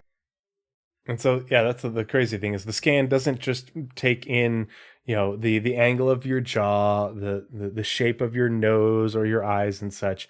It takes in all your skin. It takes in your skin. That sounds creepy. It takes in all of your everything to do with your skin pigment in order to make it, the data. Your DNA data, it makes DNA data out of what your skin looks like. Ubi, good to see you. Thanks so much for hanging out. I hope you have a good night. Get some rest. We'll see you again soon. Appreciate you being a part of the show. But yeah, that's what's crazy is that scan gets everything about the person and adds it to the DNA pool for us to use in the character customizer. When the tattoo system comes in, can I have that one on my hand?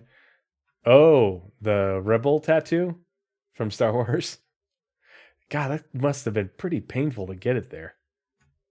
Incredible tech that is written by our staff, and the skin tone will grow along with our head data and along with our heads. And there's an example of me just applying it and showing that in practice. And now here's another look. Here's a couple more characters that I put together with this stuff.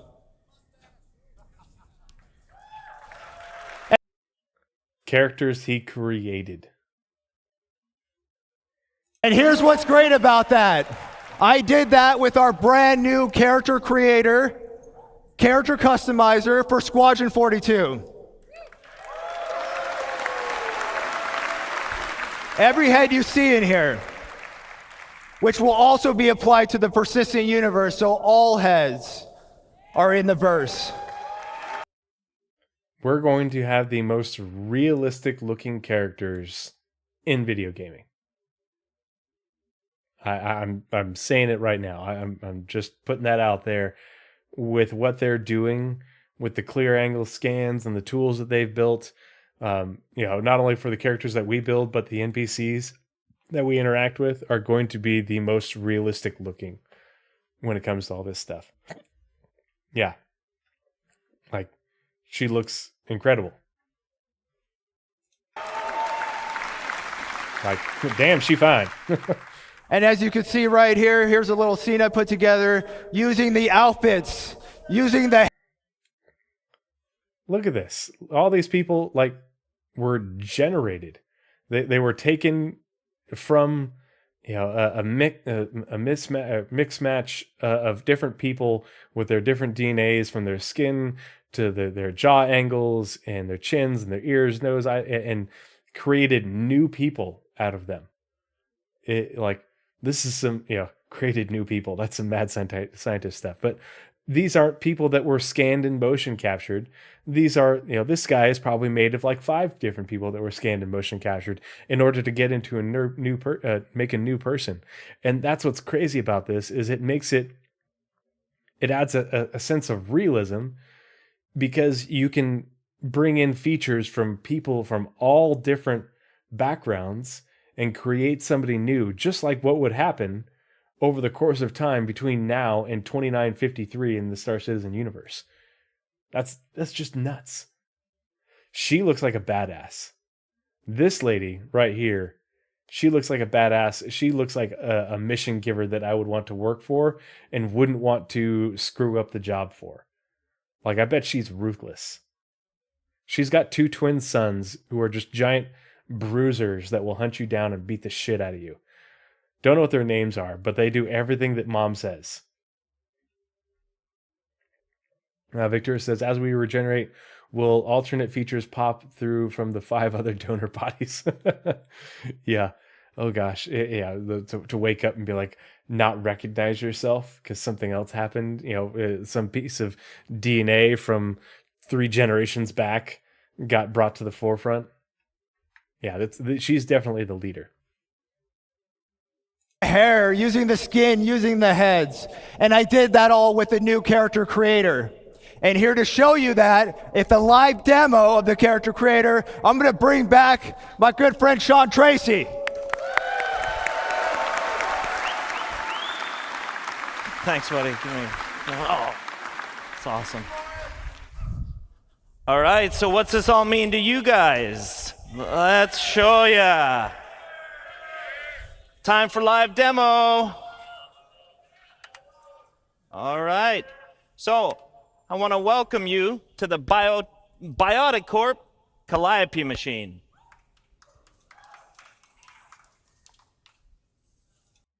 The lore behind Bioticore is really cool. And so this is Project Calliope, however you want to say it, has some really cool lore. And basically this started out as tech that was made by this company for the UE military in order to restore people who were wounded in action, against the Vandal and such, to how they wanted to, to back to normal. Removing horrible burn scars, replacing hair, all this sort of stuff, and then they were able to expand it out beyond just the military in order to use it for basically like the replacement to cosmetic surgery, in order to alter your appearance how you want it, and that's what it's used for now. But Bioticore is also, they're the people that manufacture the serum, the regen goo that's used for regeneration, but that's also not just used for regeneration of the entire person. It's used to take the DNA and be able to make essentially cloned organs. So you could, if you're in combat and you got shot in the liver and your liver wasn't able to be salvaged, well, they could take your DNA and they could grow you a new liver that would be compatible with you and your body wouldn't reject it. And so that way it's far safer. It's more expensive because it uses regen serum, and the regen stuff, the whole regen process and the stuff that is used for it is very expensive, but it allows for a higher safety rate, and better health. And so that's how they make it, they differentiate between your choices when you go to get healed, and if your leg is so far gone, or an organ is so far gone that it can't be repaired, it gets, you choose how it gets replaced. Does it get replaced with a biomechanical organ, or do you get a donor organ, or do you pay for one that's regenerated? And what are the the regenerated one, the cloned one, might be way more expensive, but wouldn't have certain debuffs or whatever, might make it so that way you're more, maybe if it's your liver and it makes you more tolerant, keeps your blood drug level lower by, having the ability to filter out medications and metabolize them, or, if you get a biomechanical leg, a cybernetic, implant or something like that, replacement, maybe has certain benefits, but it has it wears down and you have to repair it, more often than your regular leg. You have to do maintenance, or maybe it's stronger but you can't run as fast. We don't know how they're going to make it, but it's written that way in order to have gameplay and add more choice to players.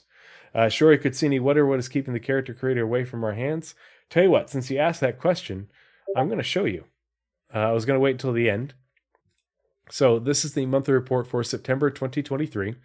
The online services team, down here, the second part, a refactor of the character customizer began. This is the Star Citizen report, with the goal being to replace the backend used by the current customizer, current being the key word, to leverage both the entitlement and identity services to reduce the database load on login and persist DNA and customization across patches. The online services team is getting the backend ready to allow for the new character customizer to be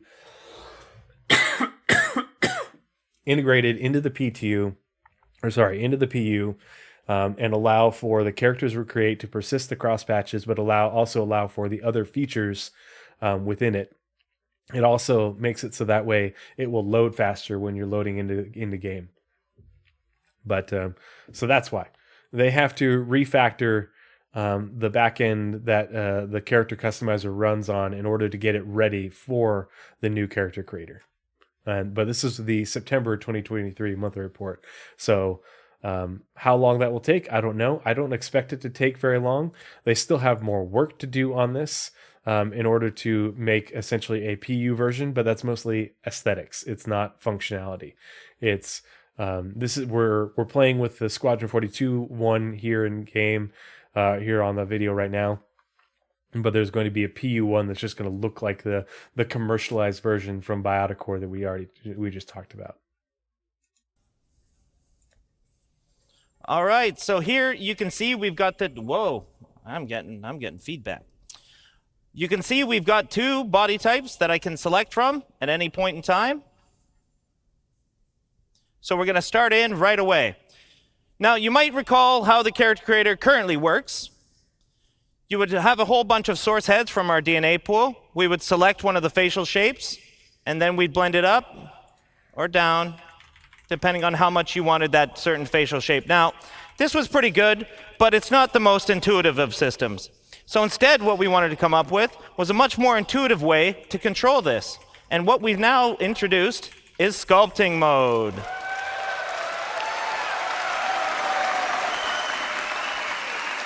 So it's quite interesting to know what's going on behind the scenes, and this wasn't an easy problem to solve, but our animation programmers and tech artists and everybody came together, and they figured out a way to basically make it so that from the DNA pool, we are making a selection based on what you want out of it. So it's going on between all the different options. Now, I'm going to start making some changes here right away. So I want to wind up the nose. You can see that it's all very intuitive. It's fast to use. I'm going to make the lips a little bit bigger here. There we go, something like that. I think that looks pretty good. I'm going to adjust the brow here, maybe make a little bit of a heavier brow. Now, we can adjust the eye shape. We can go more almond eyes. We can go more oval. We can have a heavy lid. You know, I can find a whole bunch of different options within here. So here, we're starting to look pretty good. I want to give him a little bit more of a hero chin. There we go. I'm liking that. Yes. That's cool. All right. So not to spend too much time on that, I want to show you some of the other features. And speaking of features, we go to our skin tone. So finally, you're not just selecting a preset skin tone. You can move through the whole gamut of the lookup table. And this is melanin and hemoglobin at the same time.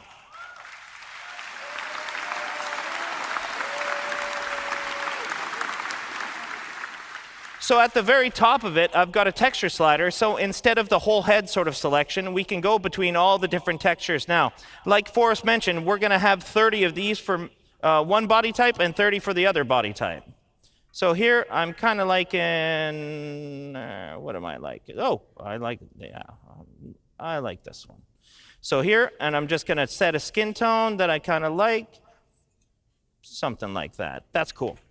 All right. So the next step in our skin tone is the complexion. And complexion, we've added freckles.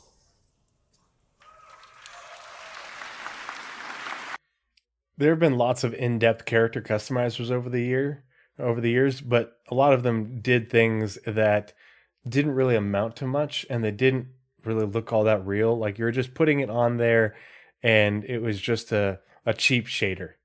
Whereas this is a much more complex system that is taken from DNA scanned from real people. It's not faked. It's not just, an artist making a bunch of dots for freckles or something like that. It's scanned data being imported into this, as if, almost as if it was a real machine that did this. It's just crazy.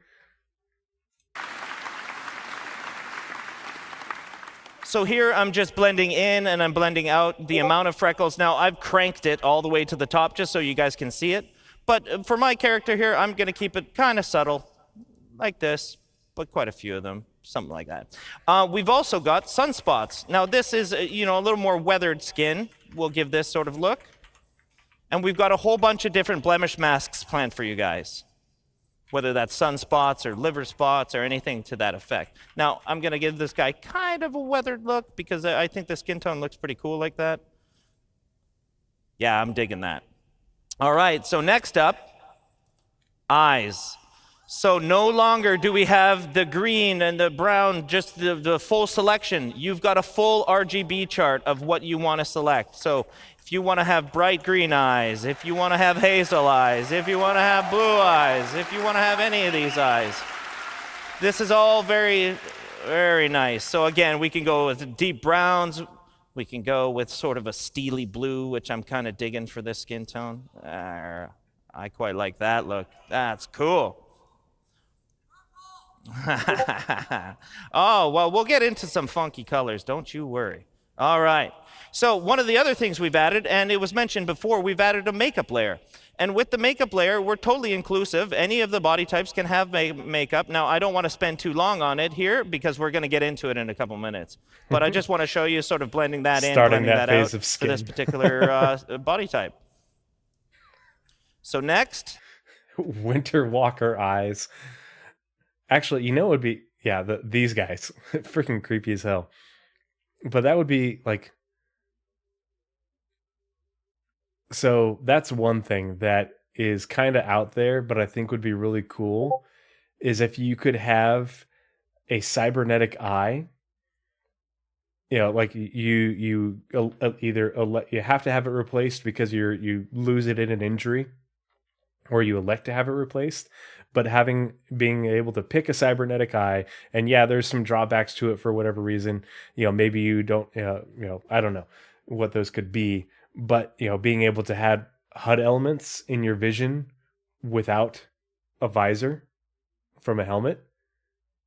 But you only are able to do that with a cybernetic eye.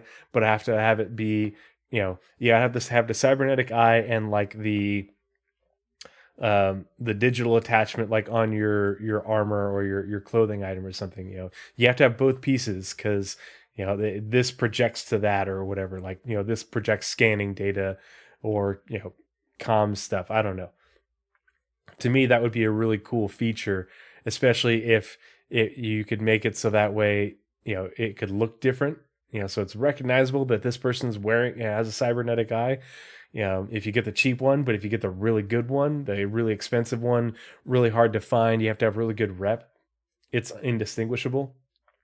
That's something I'd like to see. Notice that the mannequin heads are the wire mesh of the heads that have been created, not just a generic head. Yeah, it's very smart. Yeah. As Andre talked about, we have all the hairstyles that you could want. Yeah, that's what it's, being able to show without clicking on the hairstyle. It already shows you what it would look like on the character you've already created. It's a very nice touch. It's a little thing, but it's a thing that makes it easier to use.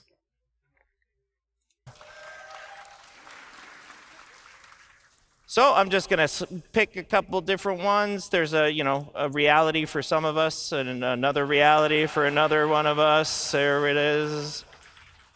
That's what I want my reality to be here. Something like this. I'm digging the Mohawk, though, for this one. He's got a bit of a Mr. T look to him. I kind of like this. Yeah, I pity the fool. All right.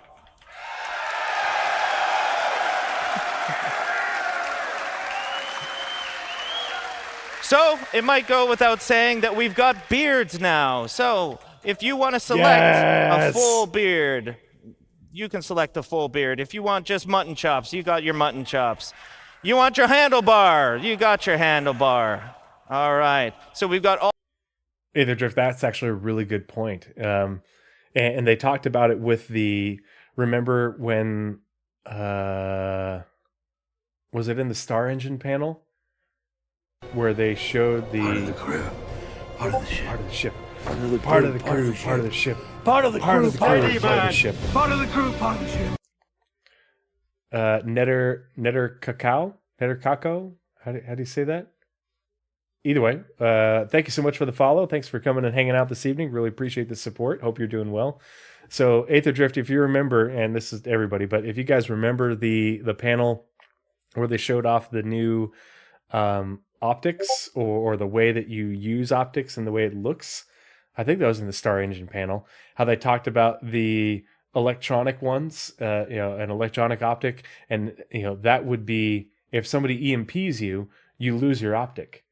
Well, if you had a cybernetic eye and somebody EMPs you, and all of a sudden you lose like half your field of vision, like you get the benefit of having the HUD elements or whatever else from the cybernetic eye that you wouldn't have without a helmet. When you're doing missions, especially for like social stuff. But if you're exposed to an EMP, you lose it, and does it come back? Does it have like a cooldown or something? Just cool gameplay elements that I think would really go a long way. Yeah, the sniper sight, they get screwed with an EMP. All the different beard types that you could want, and we're going to add as many as you guys really want. So I'm kind of digging the full beard for this guy. Yeah, I'm digging the full beard for this guy. Even further to that, we've got eyebrow selection, which is, you could go with no eyebrows. That's a very real. You could have bushy ones. You can have a little bit more, normal, kind of straightforward ones.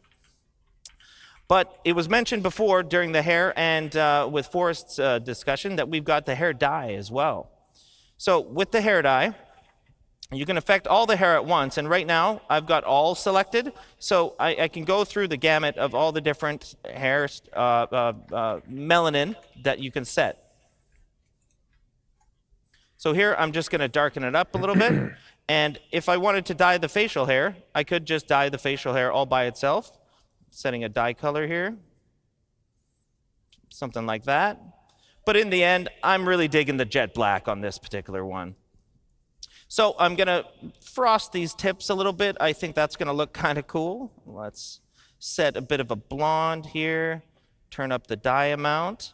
And then what's really cool about this, and I'll show this in a minute, is that we can actually control the fall off of it. So again, if I just want this on the tips, I can just blend it right about here. So there we go.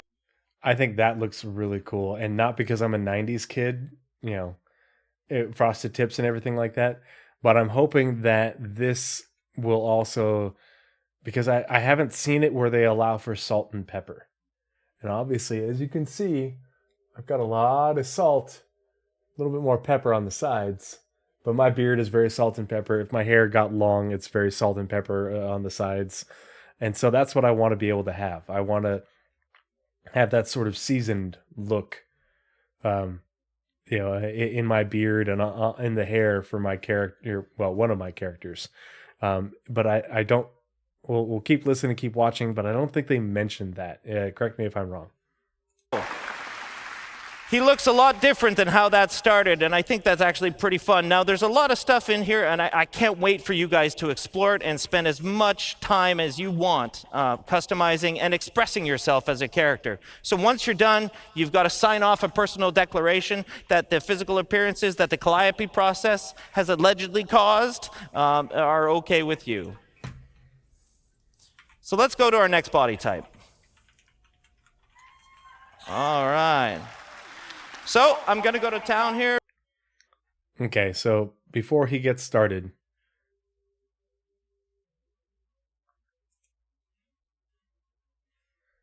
she looks very generic white girl. Stop blowing holes in my ship!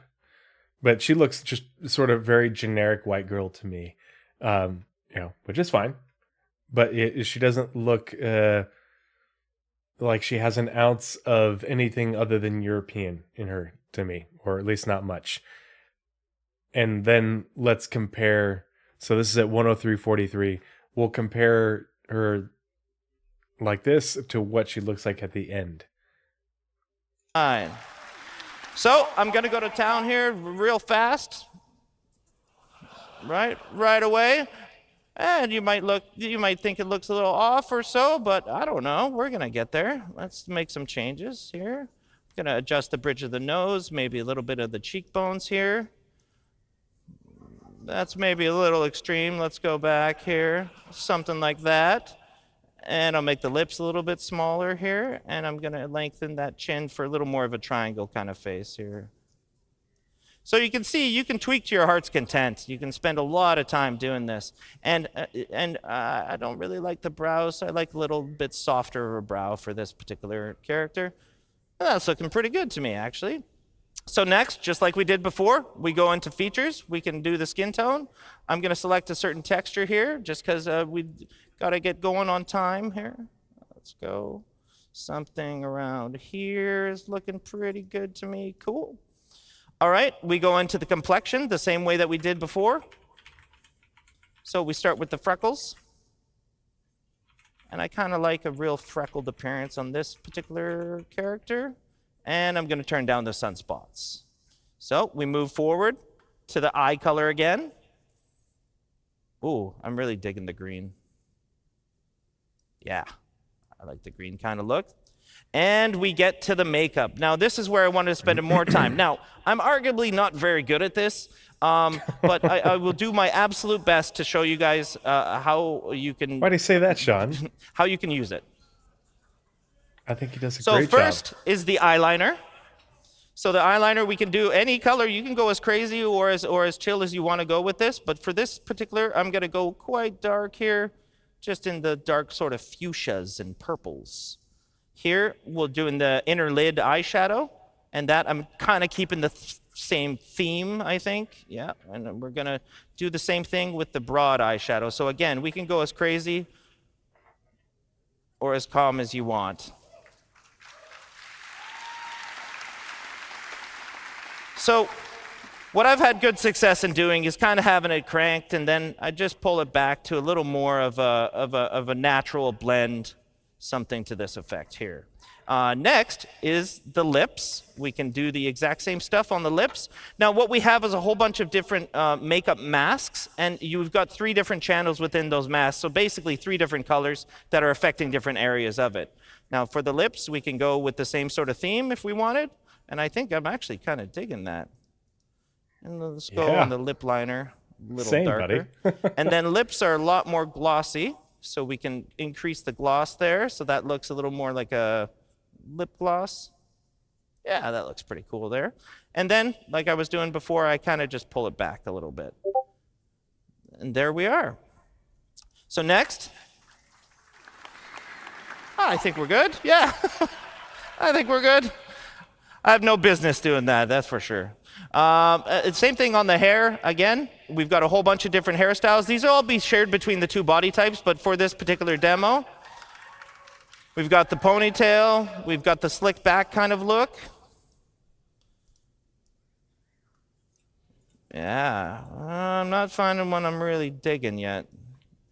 Ah, yes, yes, now we're talking. All right, so cool. Now, again, we're fully inclusive here, guys. So if you want facial hair on any body type, you got facial hair on any body type. That is up to you guys.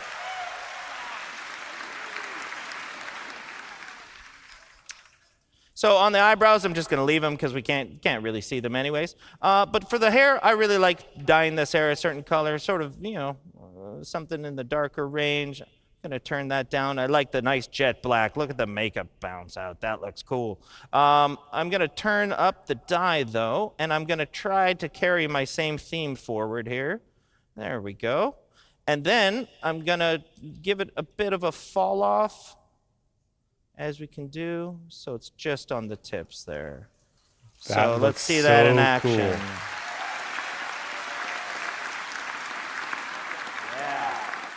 And the crazy thing is, while he's doing all of this, she's doing little idle animations. So he's moving her changing her facial structure. Hey, Dark Spike, have a good night, man. Thanks for coming and hanging out. Hope you're doing well, and we will see you again soon. Cheers, man. Has any other game had the hair shift in here? If there is one, I'm not familiar with it. I imagine it's probably a thing, but I haven't seen it.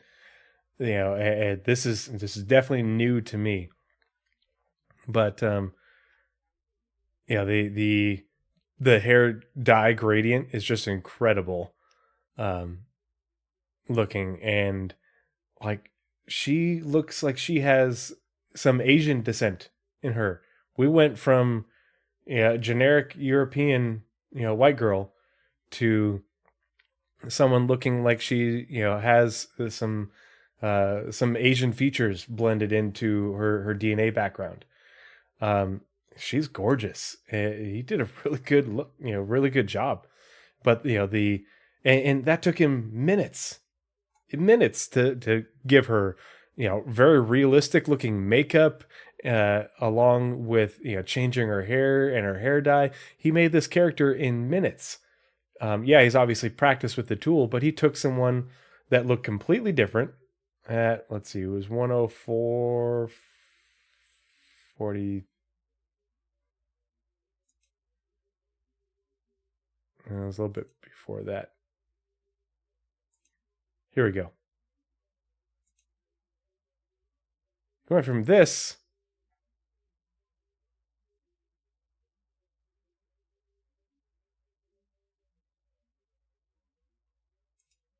to this. It's a completely different person.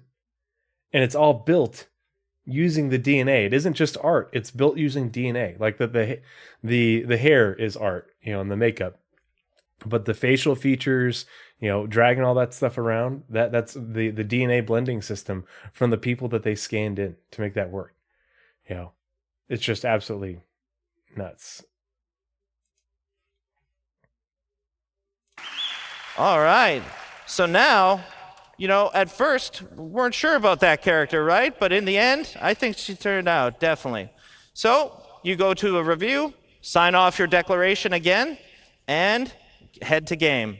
So, I'm really lucky to be able to sit in front of this. And again, it was a huge amount of work from tech art, engineering, designers, and specifically the squadron feature team that has done all this work. And one of the cool things to note is that we use this now internally as a tool. That's why it's me up here demoing this. This is our tool internally for creating all these heads, for creating all the NPCs in the verse. Because as Chris put it one time, he doesn't want his NPCs to look lame. He wants them to look cool. And this gives you cool looking characters. Thanks a lot, guys.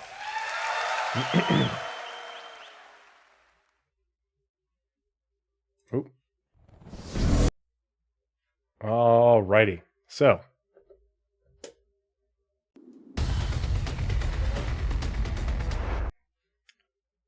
that's the end of the character advancement panel.